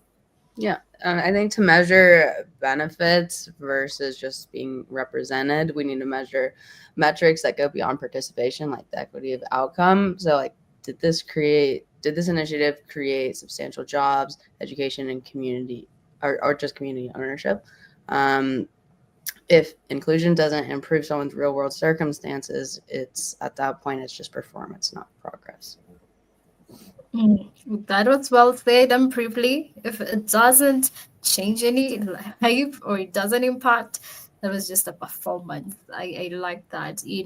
Sean, I also want to come to you on this and also just pass you on the next question. In a globalized economy, who carries the heaviest burden of progress? Is it the government? Is it people? Is it innovators like yourselves? Is it educators? Who carries the burden for progress? Sean, share what is in your mind.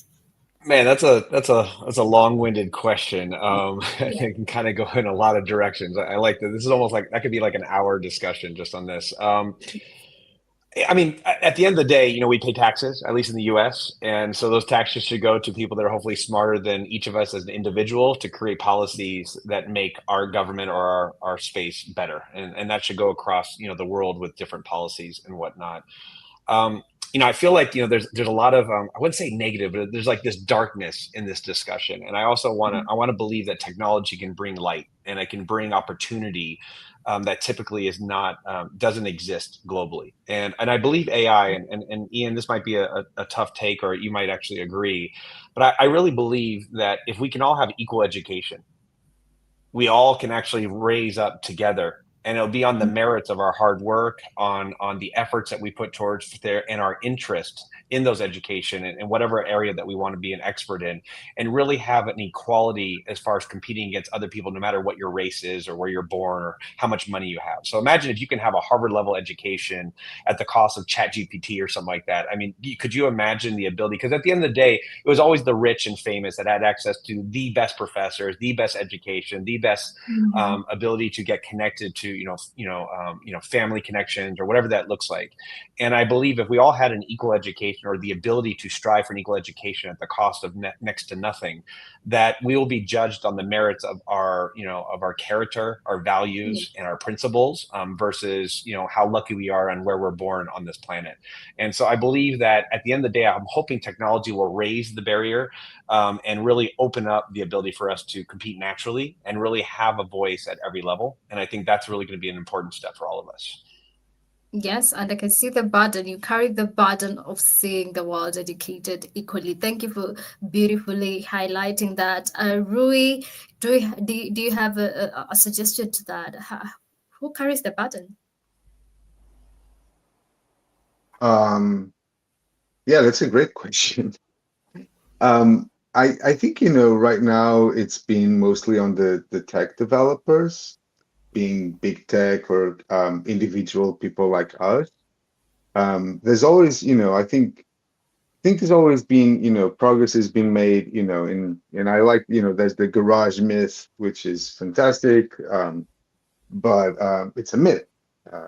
People didn't build things in garages; they built in nice garages with, parents that had money to support them. Yes. But I do believe that, and I think here is, again, education. If we have access to education, we will have much more innovation and much more free and distributed innovation, because all of us have a parity. So I completely agree with Sean and, the access to education. But who has the heaviest burden? I don't know. Yes. It's a mix now. Uh-huh. All right. Thank you. Thank you so much, Professor Dr. Vera, who carries the biggest burden as we close off, because I see our time is as quick as it comes, as quick as it goes. But Professor, close us off. Who carries the biggest burden here? It's again a very big evolving challenges, and priorities are there. So as digital technology is becoming increasingly central to everyday work, the definition of inclusion must adopt to emerging trends such as AI, VR, and remote work, while addressing persistent disparities in connectivity and literacy. So, in a nutshell, what I would say that the digital era is making sure no one is left behind as technology progresses, empowering everyone to thrive in a constantly evolving digital landscape. So, everybody is responsible equally for the development. That's what, in a nutshell, I can say so. Yes, everyone is equally responsible. I would go with that. I would run away with that. I have 1 extra minute. Perhaps I can close it with you, Ian. What is your takeaway briefly? So obviously, uneducated people, they would carry the heaviest burden of progress, just because they are uneducated. So that is the most important question here. And so at the same time, I think the language is very important.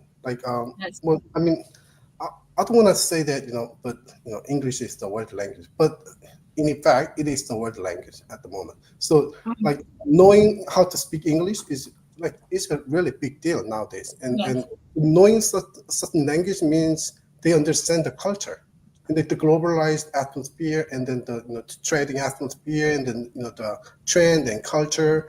And I think that's I think one single language is necessary for humanity to minimize the conflict as well. Right? So Yeah. I think so language learning it's all about education as well. So uneducated people will definitely carry out the heaviest burden of progress for sure. All right. Okay. So if you're watching us, please tell us who you think carries the biggest burden. But each and every of your expression was valued. We learned from you, and thank you so much for joining us. Please, our audience, follow the speakers, follow their LinkedIn. They're just on our website, and perhaps you can reach out to someone who you think you can collaborate with. And that is it from us on this panel. Our Gather Boswell. Over to you, GatherVerse team. Thank you so much.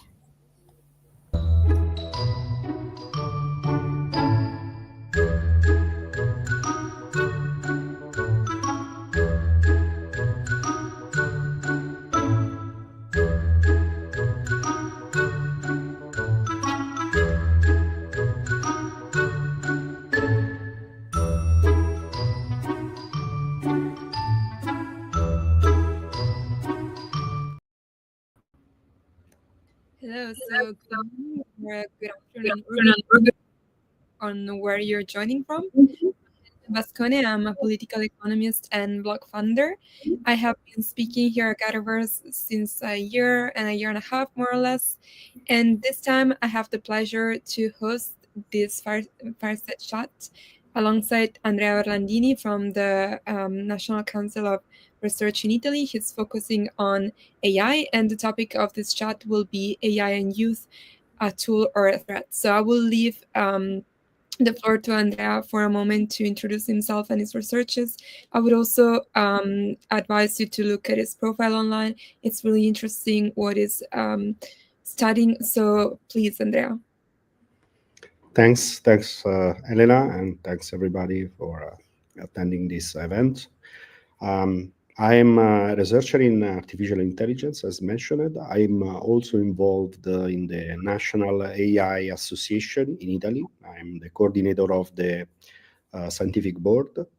And since more than 20 years, I'm involved in many research projects leveraging AI technology to produce a research impact, but also have some benefits for the society, in particular in assistance for elderly people.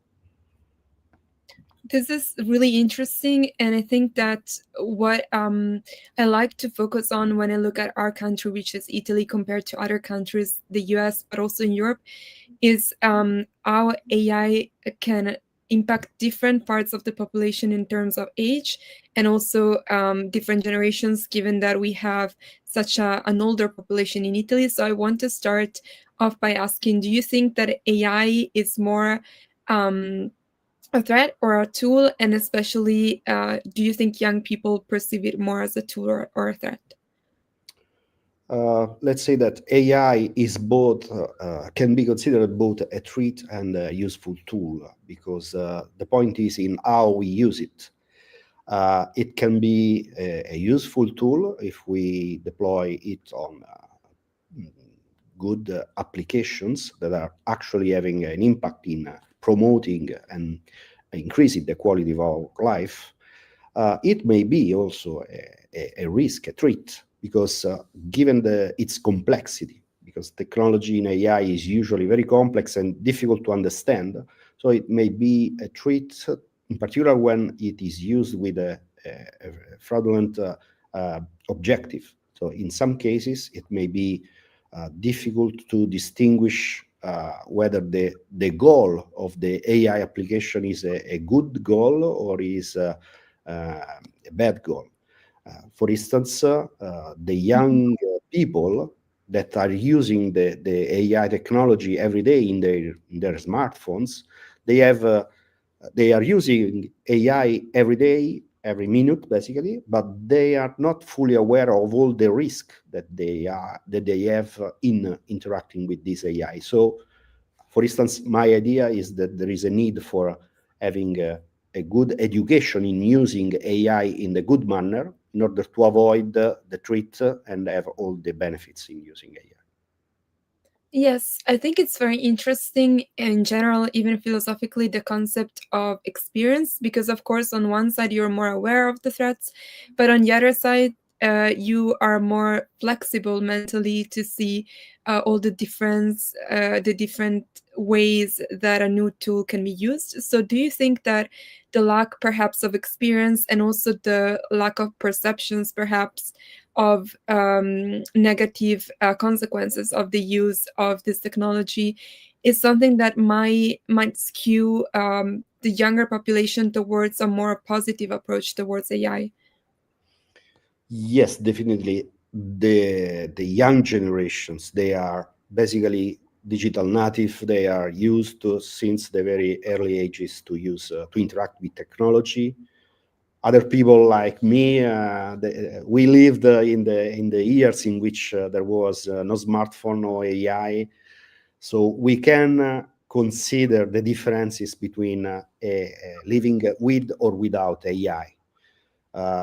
The young people are they are receiving a lot of stimuli, a lot of stimuli to use more and more AI. Not always these stimuli are living with they're proposed with a good objective. So often there is, in some cases, the idea of getting the attention to sell something or to collect the attention to some particular topic. So if I said before, if we develop AI in an ethical manner to good objective, then also the young people that are more keen to get and to learn how to use it, then we can have a positive impact. Otherwise, we may be in trouble. This is more of like a curiosity of mine. Do you think that making young people and getting young people to understand how to use it is more about like regulation, or it's more really about education? I would say both. The aspects are relevant because regulation, of course, is necessary. In Europe, we have the first AI regulation, official regulation on AI, that is a comprehensive law that is trying to put some bounds in what is admitted and what is not admitted. This may be a problem for fostering innovation, but also it poses the attention of which are the bounds to consider. On the other side, the education is very important. And on this side, we are not very active in proposing to the young people, the young generations in particular, some education programs that are very effective in increasing the awareness in the AI technology and how to use it in a safe way. So I would, if I have to put some priority, I would highlight before the need of education tools to improve the awareness and make an instruction on how to use AI in a safe manner, and then also improve the regulation. Yeah, definitely. I agree. And I also think sometimes it's a bit difficult when it comes to education, because you have this, and this is my perception, this idea of maybe like older people being the teachers of something that they didn't experience firsthand when they were growing up, perhaps. So maybe they don't know, now I'm thinking more of AI and social media, they don't know certain specifically like toxic or negative trends in social media that teenagers know, for example. And if younger people tell them about that, there is always this feeling of like, I am older, so I'm supposed to teach you. So it really becomes complicated to structure this dialogue between generations, because I think education is something that would have to go both ways in this case. And I wanted to jump to this next question, which is about the fragmentation in society, because I lived in Germany for a while, and in German there is this theory that is called Gestalt, which is about the fact that society, that the whole is more than the sum of its parts. So in my idea, I always think of a society as being more than the sum of individuals, but sometimes I really see in modern society that people are really living in their own bubble, and so we don't have anymore this idea of we speak about consciousness a lot with AI, but we don't have like a general consciousness. So do you think that with AI becoming more and more present, especially in the media, with people having a more altered reality of their own perspective, we will get to a point where society will be hyper fragmented? Well, this is a good question. Let's say that AI is opening the possibility to have a new way of interacting, and also creating also some virtual worlds, or in general augmenting the world in which we live. And this is something, again, that according to the objective could be a positive fact, because if these, for instance, if you think about Facebook, it was initially considered a very good tool to socialize, to have social interaction, positive social interactions, while at a certain point it happens to be something that is more creating this sort of bubbles, to have people that talk only with other people that agree on everything, and so there is no confrontation, no discussion. Even worse if you see it in the point that people can be closed alone in his own bubble and not interacting with the reality, but just with the virtual worlds or the virtual avatars that you may also create following your preferences and your desires. So I see AI as an opportunity to increase the possibility of having social interaction and having good and positive social interactions. We need to be more aware of the risk to avoid the bad environments or the bad stimuli and focus only on the positive ones. Yeah. I totally agree, and I really think that this could be something where it's like a tipping point in our society, where we see that things are becoming so fragmented that we decided to maybe take a step back and live more in the real world, because we realize how different virtual worlds are. I was also looking in the comments, and there is a person that was saying inclusion should move from presence to power, which I also think is like a very good quote, because maybe perhaps people seeing how AI develops, they will realize that they actually are in power in this process, with AI being just a tool for them, right? Yeah, indeed, AI technology, digital technology in general, could be a tool to provide also people with disabilities, or people with difficulties in interacting with the technologies to live as there were no problems. So it's a tool to include everybody, to put everybody on the same line and make everybody capable of interacting and live it their life in an autonomous way, independently, without any problem of needs. So can be really a tool that can provide a good impact, and in general can also improve the way in which we interact with the other people, with the city, with the working environments, with any public environment. So this is absolutely an important point. Do you see in Italy like very big barriers in the sense that perhaps, I don't know, people over 65 that in Italy are a big part of the population not really understanding AI at some point because it becomes too complicated, and so this becoming like a really big divide in society? Well, let's say, in my opinion, I have a rather long experience in interacting with older adults using technologies. They are actually interested in using them because they understand that there is an opportunity to have a good impact on their lives, but they are aware also of the risk. They are afraid of the possible negative use of AI tools. So the idea is they don't fully trust AI technology and digital technology, and so there is the need again to make also education not only for the young generations but maybe for every kind of a generation. Yes, for sure. I really think there can be a lot of possible aspects to it, especially when it comes to health.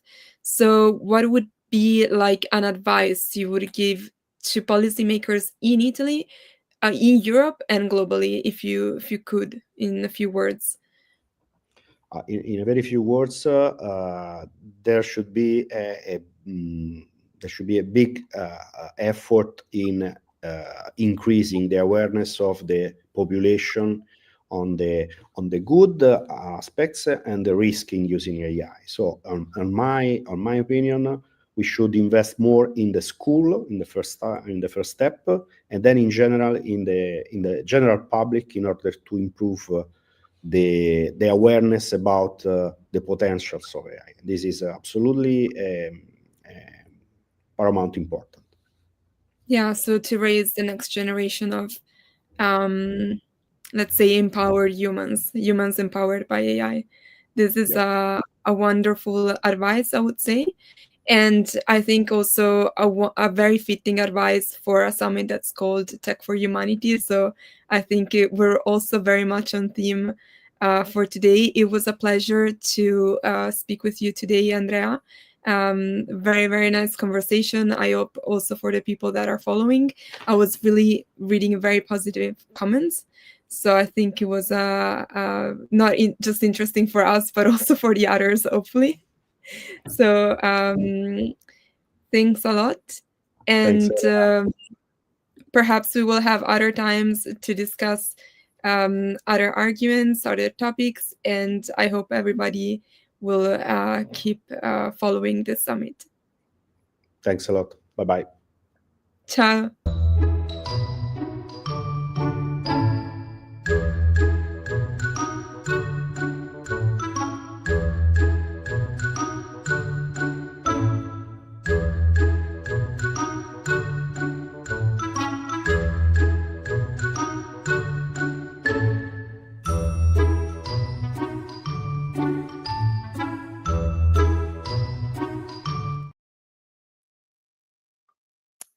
That's it. GatherVerse Europe Tech for Humanity Summit.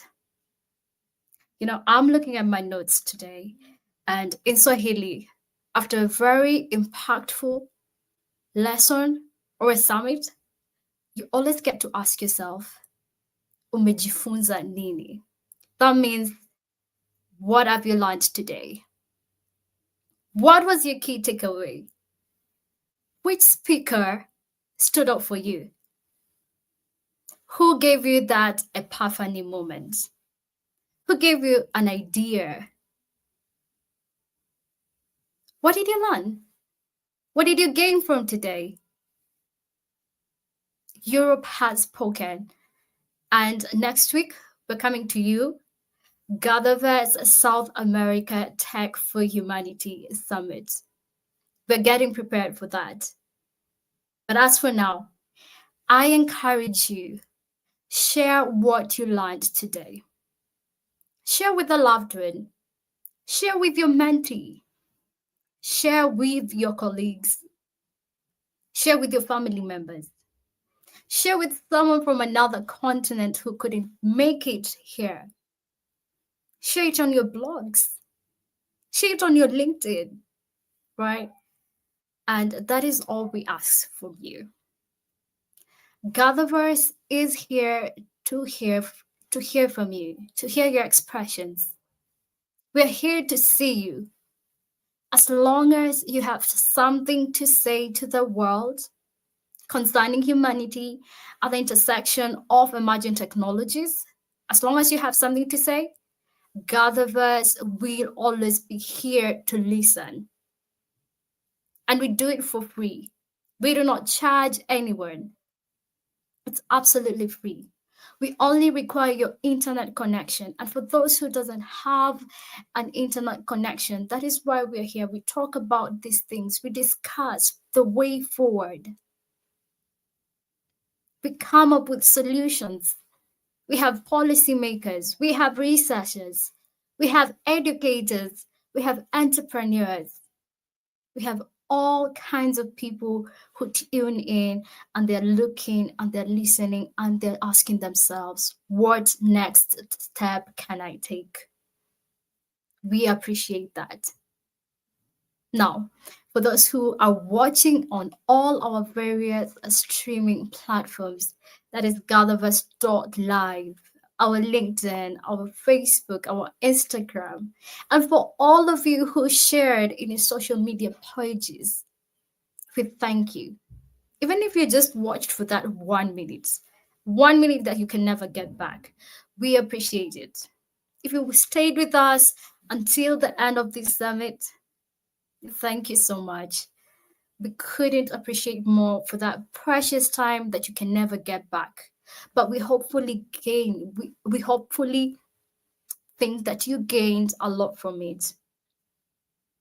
Thank you so much. And I would say it in Swahili because I believe it even comes out more heartfelt in Swahili. Asanteni sana. We have more summits coming up. After GatherVerse South America Tech for Humanity Summit, we have Men's Health coming up. We have Book Summit coming up. We have Food Summit coming up. We have Money Summit coming up. And we always talk about things that you use daily that intersect with our daily lives and emerging technologies. And coming next year, we have our flyer big banger event that is a superhero engine. She Summit 2026 January is coming up, and we're already receiving hundreds and hundreds of applications, and a lot of people are buying their tickets. They're not buying, they're booking their tickets on our ticket tailor platform. Of course, you can see it on our website, gatherverse.org. We want to appreciate Superhero Engine. Please keep sharing that event because it's going to be a banger. We're going to share what is the next phase of humanity and what is the role of women. And we want to appreciate every single woman who is driving humanity forward. So I'm looking forward to She Summit. I'm going to be with you. We're getting prepared for it. We're getting it many speakers as we can. Please keep sharing it. And then we have our annual GatherVerse Summit coming up around February. Then we have our AI Summit, and we have more events coming soon, and we will be announcing them. So subscribe to our newsletter, check out all our social media pages, gatherverse.org, and you'll get to know what is cooking next. All right. So I also want to appreciate the GatherVerse team. Thank you for making this happen. We couldn't have been here without your efforts and your input. We see you. And another big shout out to our founder, Christopher Lafayette. Thank you for making this happen. We appreciate your humility and we appreciate the efforts that you put in to make sure humanity is driven forward. Thank you so much. And with that said and done, I want to say our gather was well. Kwaheri. Bye.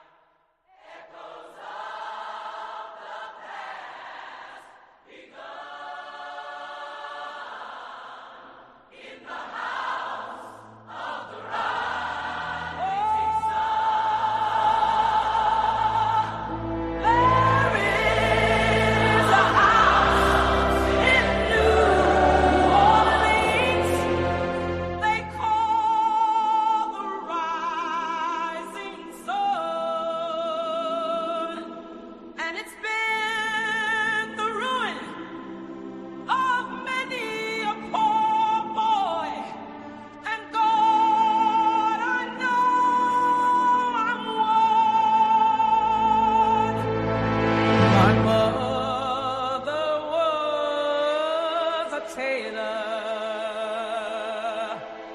She sewed my new blue jeans.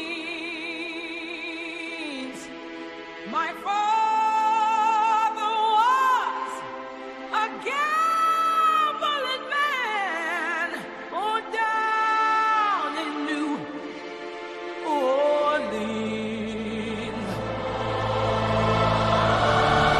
Now the only thing a gambler needs is a suitcase and a trunk. And the only time he's satisfied is when he's on a drug.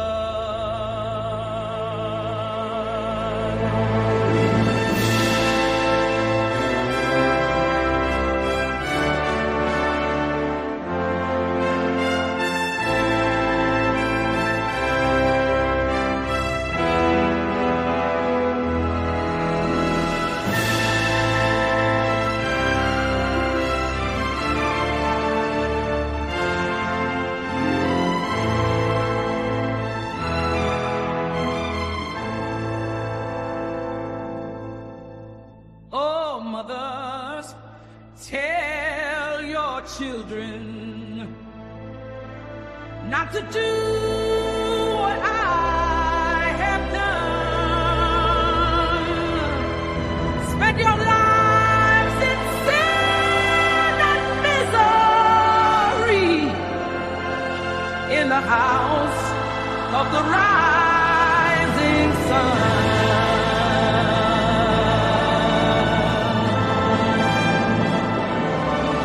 Well, I got one foot on the platform, the other foot on the train.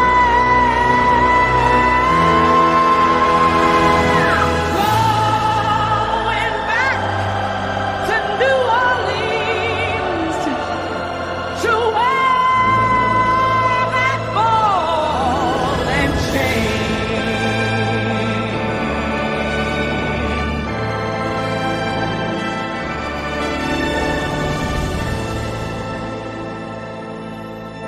Well, there is a house in New Orleans they call the Rising Sun, and it's been the ruin of many a poor boy, and God